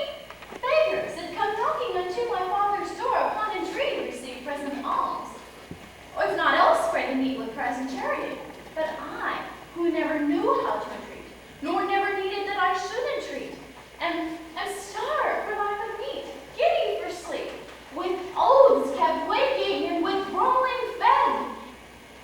And that, which strikes me more than all these wants, is that he does it under the name of perfect love. As if to say, should I sleep or eat, twere present death, or else sickness. I pity, go get me some repast. I care not what, so it be wholesome food. What say you to a neat's foot? 'Tis passing good, Grumio.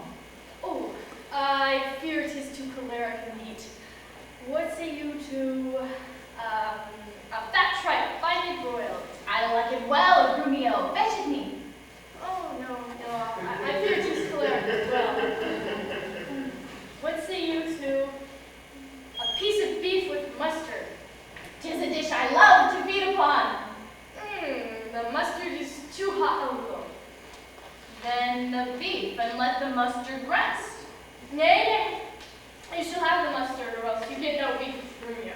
Then one, or the other, or both, whatever thou wilt. The mustard and without the beef? Oh, get thee gone, thou false deluding slave that feedest me with the very name of meat. Someone thee, and the whole pack of you that triumph thus upon my misery. Go, get thee gone, I say. How goes my gig? Oh, Lord, Mistress, what's cheer? Faith as cold as can be. Work up thy spirits. Look cheerfully upon me. Here, love, thou seest how diligent I am to rest thy me myself and bring it to thee. I am sure, sweet Kate, this kindness merits thanks. What? Not a word? Nay, then, thou lovest it not. and all of my pains assorted to no proof. Here, take away this dish. I pray thee, sir, let it stand.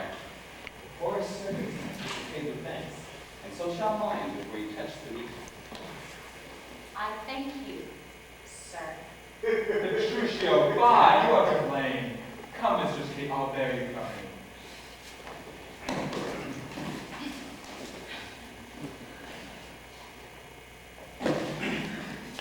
Eat it all, Hortensio, if thou lovest me.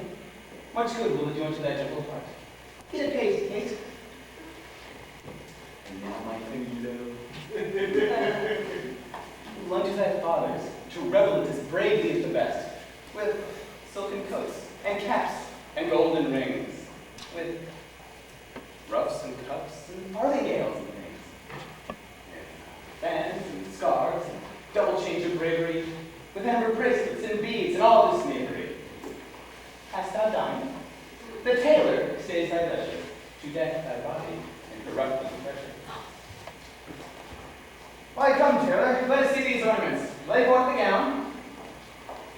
What news, ma'am? Oh, here is the cap your worship did speak of. This was molded on a porringer. Fie. 'Tis lewd and filthy. 'Tis a cockle or a walnut shell, a napkin, a trick, a toy, a baby's gag. I'll know it. Come, let me have a bigger. I'll have no bigger. I like the cap. This stuff took the time. And gentlewomen wear such caps as these. And when you're gentle, you shall have them too.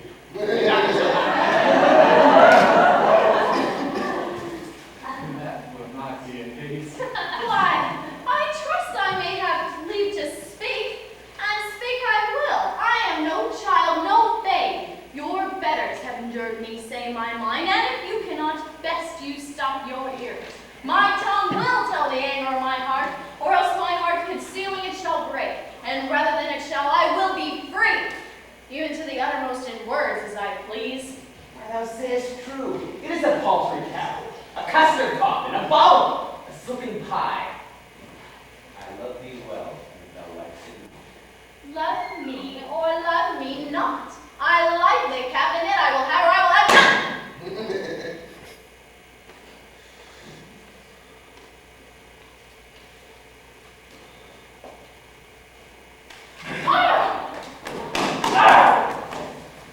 The dress. Why, Taylor, come, let's see it. Oh, God. What masking stuff is here? What's this, a sleeve? It's a demi-cannon. What, up and down, carved like an apple tart?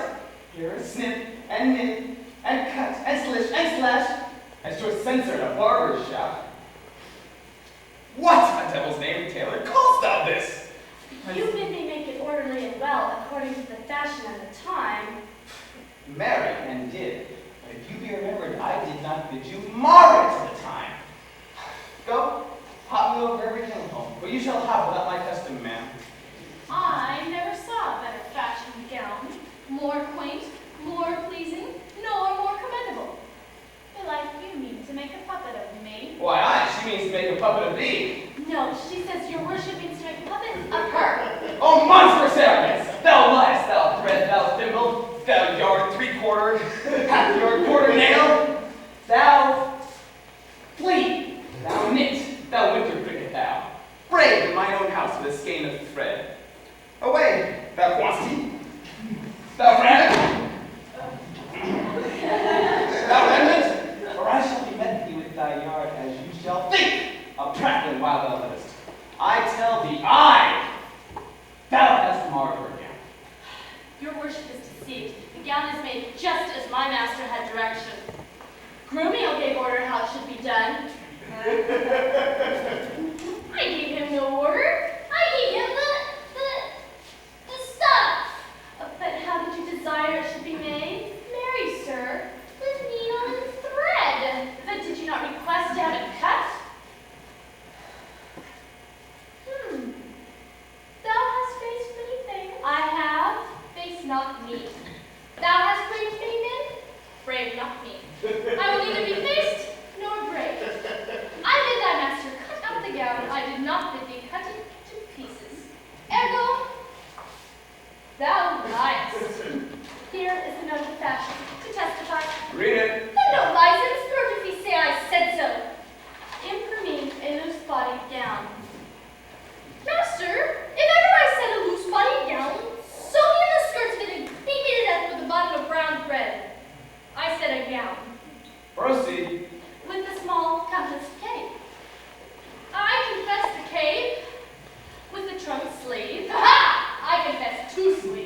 Curiously cut. Aye, there's the melody. Error in the bill, sir. Error in the bill. I bid thee cut up the sleeves and sew them up again, and that I'll prove upon thee, though thy little finger be armed in a thimble. This is true that I say, and I have thee in a place where thou shouldst know it. Take I am for thee straight. Take thou the bill. Give me thy vineyard and spare not me. You don't have no odds. Well then, it's short. The gown is not for me. You're in the right, sir. 'Tis for thy mistress. That's me. Villain, not for thy life.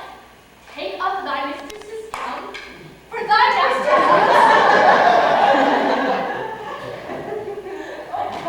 Shouldn't see the master. Oh, sir, the conceit is deeper than you think for. Take up thy mistress's gown for thy master's use. Oh, fine. Hortensia, say'st thou wilt see the clear page? Take it hence, be gone, and say'st no more. Taylor, I'll pay thee for thy gown tomorrow. Take no kindness to his hasty words. Away, say, commend me to thy master. Well, come and take it. We will unto thy father even in these honest meeting doings. Our purse is poor, but rich. 'Tis the mind that makes the body rich. And as the sun breaketh through the darkest clouds, so honor appeareth in the meanest path. What? Is the jay more precious than the lark, because his feathers are more beautiful? Is the adder better than the eel, because his painted skin contents the eye? Oh no, Kate, no. Neither art thou the worst of this poor furniture in mean array. If thou countest it shame, lay it on me, and therefore frolic. We will henceforth quit, to feast and sport us with thy fathers. Call forth my men, we will straight to him. Bring the horses unto Long Lane's End. There we will mount, and thither walk on foot. Let's see, 'tis 7 o'clock, and well we may come there by dinner time. I dare assure you, sir, 'tis almost 2, and 'twill be supper time ere you come there. It shall be 7 ere I go to horse. Look, what I do, or speak, or think to do, you are still crossing it. Sirs, let it alone. I will not go today, and ere I do, it shall be but o'clock. I say this. My soul this gown will command the sun.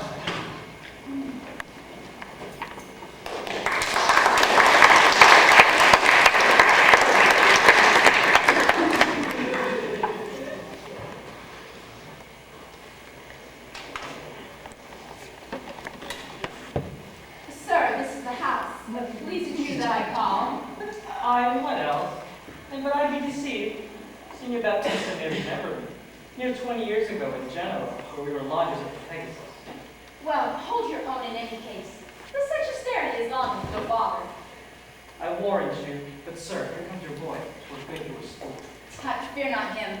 Now, do your duty truly, I advise you. Biandella, match it for the right Vincentio. Fear not me. Now, have you done your errand to Baptista? I told him that your father was at Venice, and you looked for him to stay in Padua. Thou art a tall fellow. Hold me that to drink. Now, set your countenance, sir. Here comes Baptista. Signor Baptista, you are happily met. This is the gentleman I told you of. Father, stand good to me now. Give me Bianca for my patrimony. Soft son. Sir, by your leave, having come to Padua together on some desk, my son Lucentio made me acquainted with the weighty cause of love between your daughter and himself. And for the good report I hear of you, and for the love you bear to your daughter, and she to him, to stay him not too long. Sir, I am content, in a good father's care, to have him married. And if it please you to like no worse than I, upon some agreement, me shall you find ready and willing, with one consent, to have her so bestowed. For curious, I cannot be with you, Signor Baptista, of whom I hear so well. Sir, pardon me in what I have to say. Your plainness and your shortness please me well. Right true it is, your son, Lucentio here, doth love my daughter, and she doth love him too, or both dissemble greatly their affections. And therefore, if you will say but this, that, like a father, you will deal with him, and pass my daughter a sufficient dower, the match is made and all is well. Your son shall have my daughter with consent. I thank you, sir. Where then do you know best that we give 5, and in such agreement stand? Not in my house, Lucentio, for you know, pitchers have ears, and I have many servants. Besides, old Gremio is hearkening still, and happily we might be welcome. Well then, at my lodging, and as like you, there doth my father lie, and there this night we will pass the business privately as well. Send for your daughter by your servant here. My boy shall fetch the scrivener presently. The reason is this, that at such a slender warning you are like to have a thin and slender pittance. It likes me well. Cambio, hie you home, and bid Bianca make her ready straight. And tell her, if you will, what has happened. Lucentio's father has arrived in Padua, and how she's like to be Lucentio's wife. I pray the gods she will with all my heart. Dally not with the gods, but get thee gone. Signor Baptista, shall I lead the way? Welcome, one mess is like to be your cheer. Come, we will better it in Pisa. I follow you.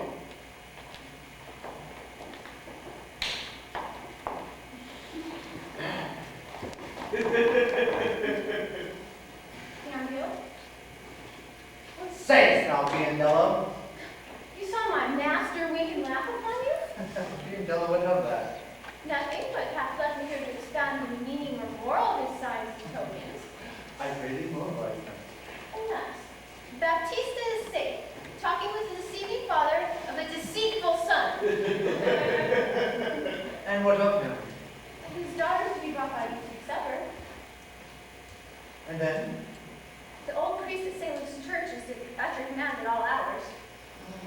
And what of all this? I cannot tell.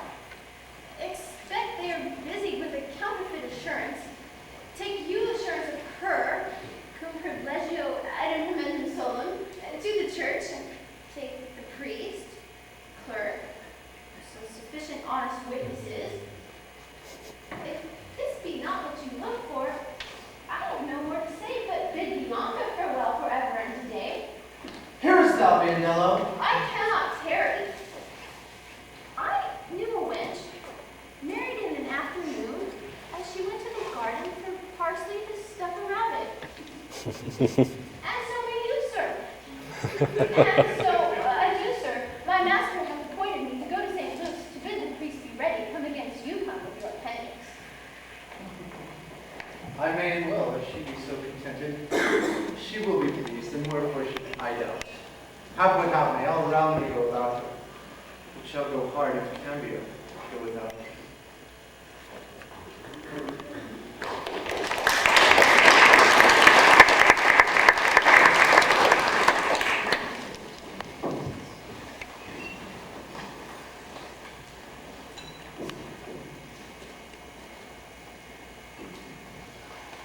Come on, I got his name. Once more towards our fathers. Good Lord, how bright and goodly shines the moon! The moon? The sun. It is not moonlight now. It is the moon that shines so bright. I know it is the sun that shines so bright. Now by my mother's son. That'd be me. Or star, or what I list, or ere I journey to your father's house. Go on, fetch our horses back again. Evermore crossed and crossed, nothing but crossed. Says he says we shall never go. Forward, I pray you, since we have come so far already. And be it moon or sun or whatever you say it is, if it please you, call it a rush candle. Henceforth I vow it shall be so for me. I say it's the moon. I know it is the moon. Nay, then thou liest, it is the blessed sun. Then God be blessed. It is the blessed sun. and the moon. That changes even as your mind. Whatever you shall have it named, even that it is, and so it shall be the captain. Patricio, go thy ways, the field is won. Well, forward, forward, thus the bull should run. And not a lovely defiant, but soft, company to me here. Good morrow, gentle mistress! Where away? Tell me, Kate, and tell me truly too, had thou beheld the precious gentleman? What wore white and red in her cheeks? What stars do spangle heaven with such beauty as those two eyes become that heavenly face? There, once more good day. Sweet Kate, embrace her for her beauty's sake. I will make the man mad to make a woman of him. Young budding virgin! Whither away? Or where is thine abode? Happy the man with the parents of so fair a child. Happier the man whom favorable stars allot for thy bedfellow. Why, how now, Kate? Thou art not mad. This is a man. Old, wrinkled, faded, withered. And not a maid, as thou say'st this. Pardon, old father, for my mistaking eyes, which have been so bedazzled by the sun. But everything I look upon seemeth young and clean. Now I perceive thou art the reverend father.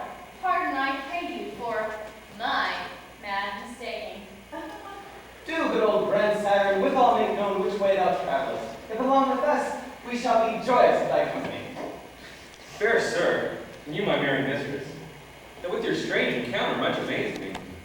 My name is called Cynthia, my dwelling Pisa, and Valentine is Padua, there to visit a son of mine which long I have not seen. What is his name? Cynthia, gentle sir. Happily met, the happier for thy son. And now, by law, as well as reverend age, I may entitle thee my loving father. The sister to my wife, this gentlewoman, by this thy son hath married. Wonder not, nor be not grieved. She's of good esteem, her dowry wealthy, and of worthy birth. Besides, so qualified as may be seen the spouse of any noble gentleman. Let me embrace a little bit, Cincio, and wander we to see thy honest son, who, of thy arrival, will be full joyous. But is this true? Or else it is your pleasure, like pleasant drowsiness, to take jest on the company you overtake. I do assure thee, Father, so it is. Come, see the truth thereof. Our first merriment hath made thee jealous.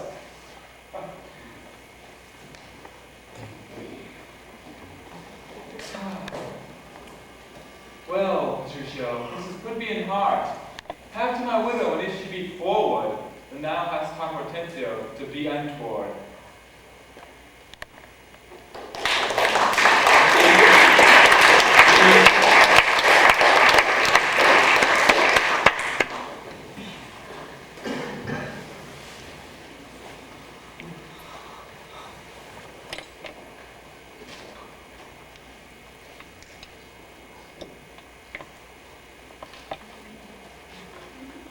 Softly and swiftly, sir, for the priest is I ready. find it, fellow. Let there be a chance to meet thee at home, therefore. Go. Nay, faith, I'll see the church ere back, and go back to my master's as soon as I can. I marvel, can you have come to that all this while? Here lies the door, sir. This is Lucencio's home. My father's bears more towards the marketplace. Thither must I, and here I leave you. You shall not choose to drink before you go? I think I shall command you welcome here. And by all likelihood, some cheers for it. You're busy with him, you best knock louder. What's he that knocks as he would beat down the gate? Is Signor Lucincio within, sir? He's within, sir, but not to be spoken withal. What if a man bring him 100 pound or two to make him merry withal? Keep your 100 pounds to yourself. You shall need none, so long as I live. I told thee thy son was well beloved in Padua. Do you hear, sir? Tell Signor Lucencio that his father is at the door and wanting to speak with him. Thou liest! His father's come from Padua, and here looking out the window. Art thou his father? Aye, sir, so his mother said. This is flat knavery to take upon you another man's name. Lay hands on this villain.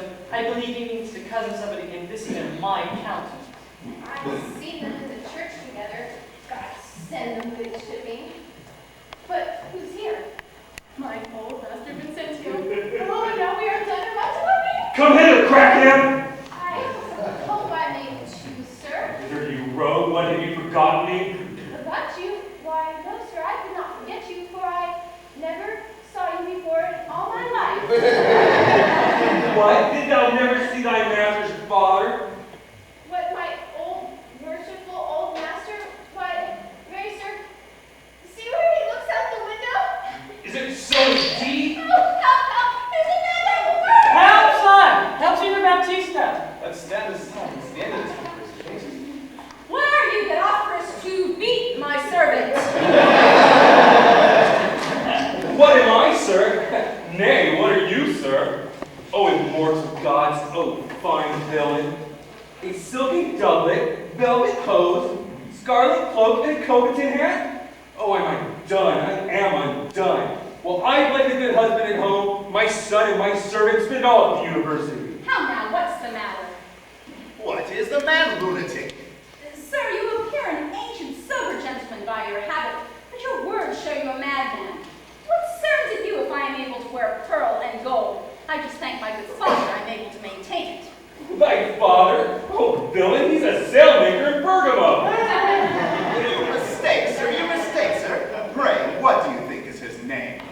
His name? As if I knew not his name. I have brought him up ever since he's been 3 years old, and his name is Tranio. Away, away, mad ass. His name is Lucentio, and heir to the lands of me, Signor Vincentio. Lucentio? Oh, he hath murdered his master. Lay hold on him, I charge you in the Duke's name. Oh, my son, tell me, villain, where art thou, my son Vincentio? Call forth an officer. Carry this mad knave to the jail. Father Baptista, I charge you see that he be forthcoming. Carry me to the jail? Stay out, so he shall not go to jail.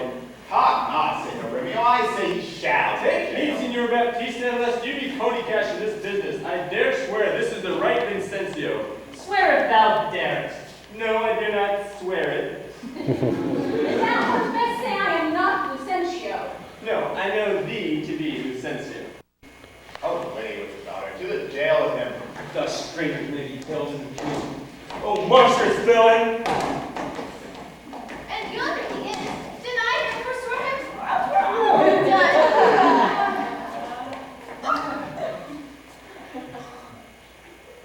Sweet mother. Lives my sweet son. Pardon me, dear father. How hast thou offended? Where's Lucentio? Here's Lucentio. Right son unto the right Vincentio, that hath by marriage made thy daughter mine, while counterfeit supposes to live thine eye. Here's a packing with a witness to deceive us all. It was that damn villain Tranio that phased and brayed me in this manner so. Is this not my cameo? Cambio was changed into Lucentio. Love wrought these miracles. Beyond this love, while he did bear my countenance in the town, and happily I've arrived at the last into the wished haven of my bliss. What Tranio did, myself enforced him to do, then pardon him, sweet father, for my sake. I'll slit the villain's nose that send me to the jail. But dost thou hear, sir? Hast thou married my daughter without asking my goodwill? Fear not, Baptista. We will content you. Go to, but I will end to be revenged for this villainy. And I, to sound the depth of this knavery. Look not pale beyond, for thy father will not frown.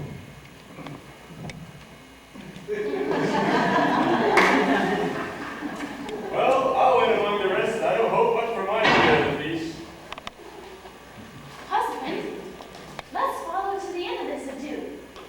First kiss me, Kate, and we will. What, in the midst of the street? What, Art art thou thou ashamed of me? No, sir, God forbid. What a shame to kiss.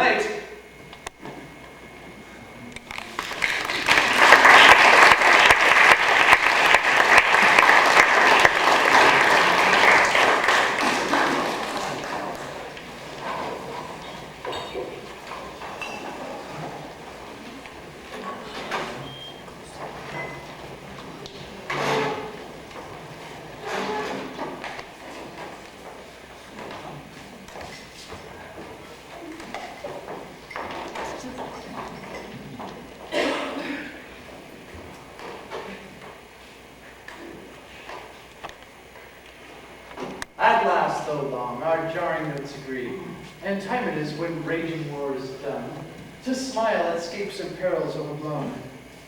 My fair Bianca, bid my father welcome, while I with self-same kindness welcome thine. Brother Petruchio, sister Katrina, and thou Hortensio with thy loving widow.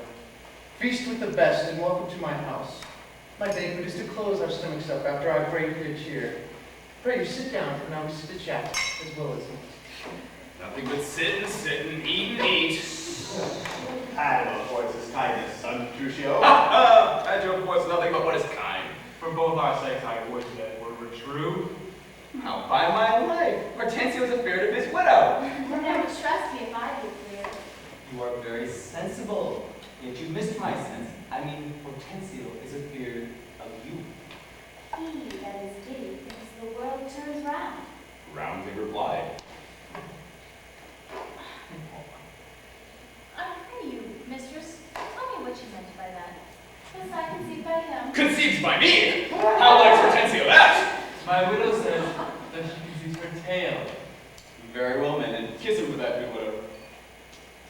He that is giddy thinks that the world turns round. Mistress, how can you laugh? Your husband being troubled with a shrew measures my husband's sorrow by his well. And now you know my meaning. A very mean meaning. Right, I mean you. And I am mean indeed, respecting you. To her king! To her widow! 100 marks, my king puts her down!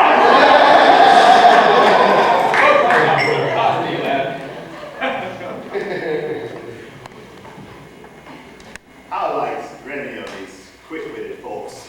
Believe me, sir, they fight together well. Head and butt, a hasty-witted body would say your head cut or head horn. Hi, Mistress Wright, did that awaken you? I did not frighten me, and therefore I'll sleep again. No, not since you've begun. Haven't you for a better jest or two? Am I your bird? I mean to shift my bush, and then pursue me to shoot through your bow. You are walk along.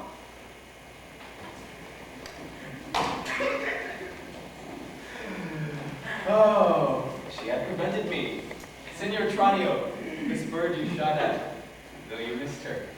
Therefore, a health to all that shot and missed. Vicentius looked me like his greyhound who runs himself but catches for his master. A good swift simile, but something currish. 'Tis better that you hunted for yourself, although 'tis not your deer doth hold you at bay. Oh. Tranio hits you now. Thank you for that good Tranio. Confess, has he not hit you here? Ah, it's a little galled me, I confess. But as the jest did glance off me, 'tis 10 to 1 it named you two outright. Now, in good sadness, son Petruchio, I think thou hast the veriest shrew of all. Well, I say no. And therefore, for assurance, let us each send him to his wife. And he whose wife is most obedient to come at first when called for, shall win the wager which we will propose. Content, what's the wager? 20 crowns. 20 crowns! I'll venture so much upon my hawk or my hound, but 20 times so much upon my wife.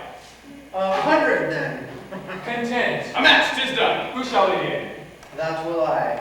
Go, Biangello, bid your mistress come to me. I go. Son, I'll bear your hat. I'll have no hats, I'll bear it all myself.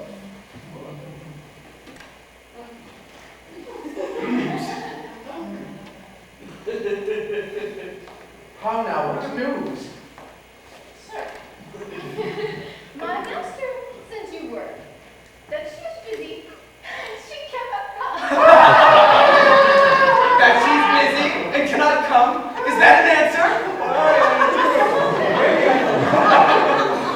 You, I said you know worse. I hope for better. Biangello, go and entreat my wife to come forthwith. Oh, entreat her. Nay, she must needs come. Suppose you can. I'm afraid yours will not be entreated. Biangello, where's my wife? She says you have some goodly jest at hand. She will not come. She bids you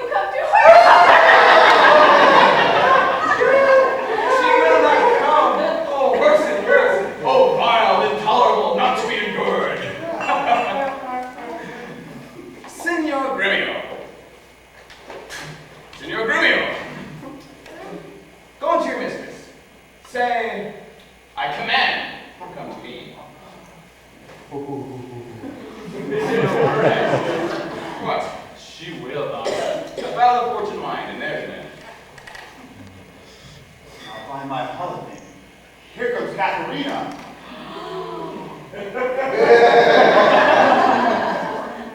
What is your will, sir, that you sent for me? Where is your sister and Hortensio's wife? They sit conferring by the parlor fire.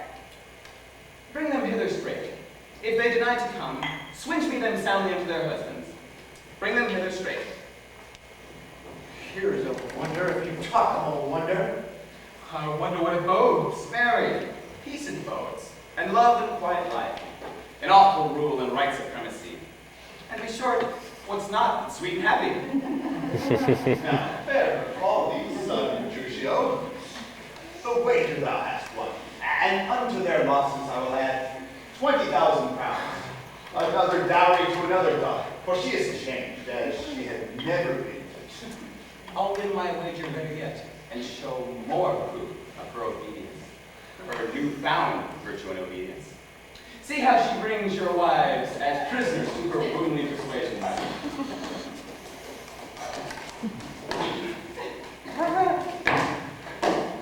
Catherine, that cat becomes you not.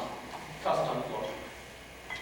Lord, let me never have cause to sigh till I be brought to such a simple pass. Fie, what a foolish I would your duty were as foolish too. The wisdom of your duty, fair Bianca. That cost me 5 score crowns in supper time. The more fool you relying on my duty. Catherine, tell these men, mad and headstrong women, what duty they do owe their lords and husbands. Come, you're mocking. We will have no telling. I say we shall, and first begin with her. She shall not. I say she shall! And first begin.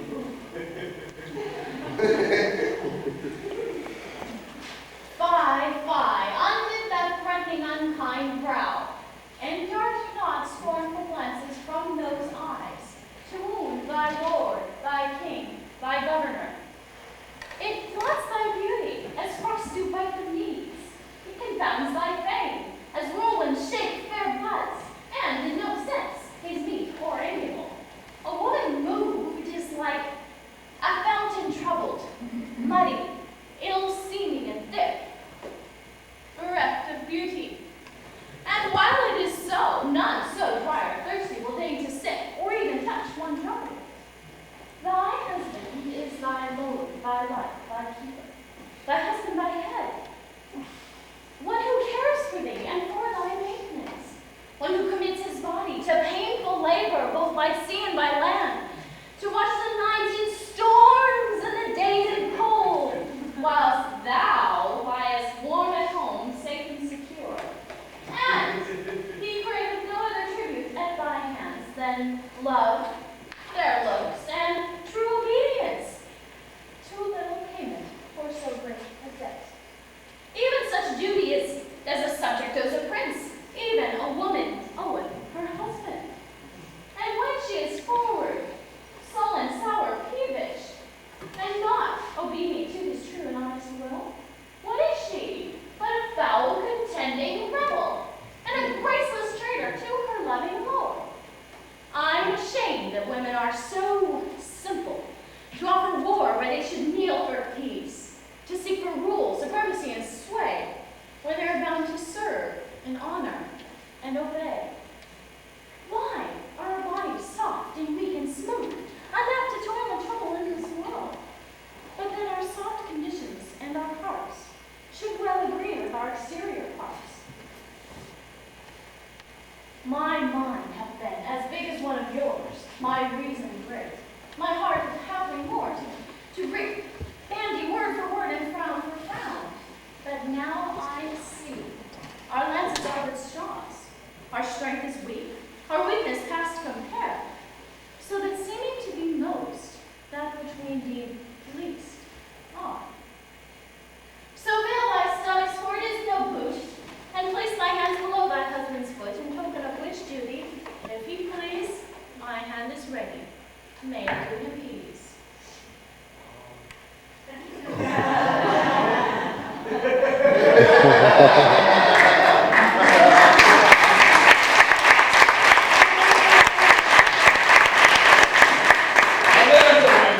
Come and kiss me, Kate. Well, I voice aloud, thou shalt pass. 'Tis a good hearing when children are taught. But a harsh hearing when women are froward. Come, Kate, we'll to bed. We three are married, but you two are sped. 'Twas I won the wager, though you hit the white, and being a winner, God give you good night.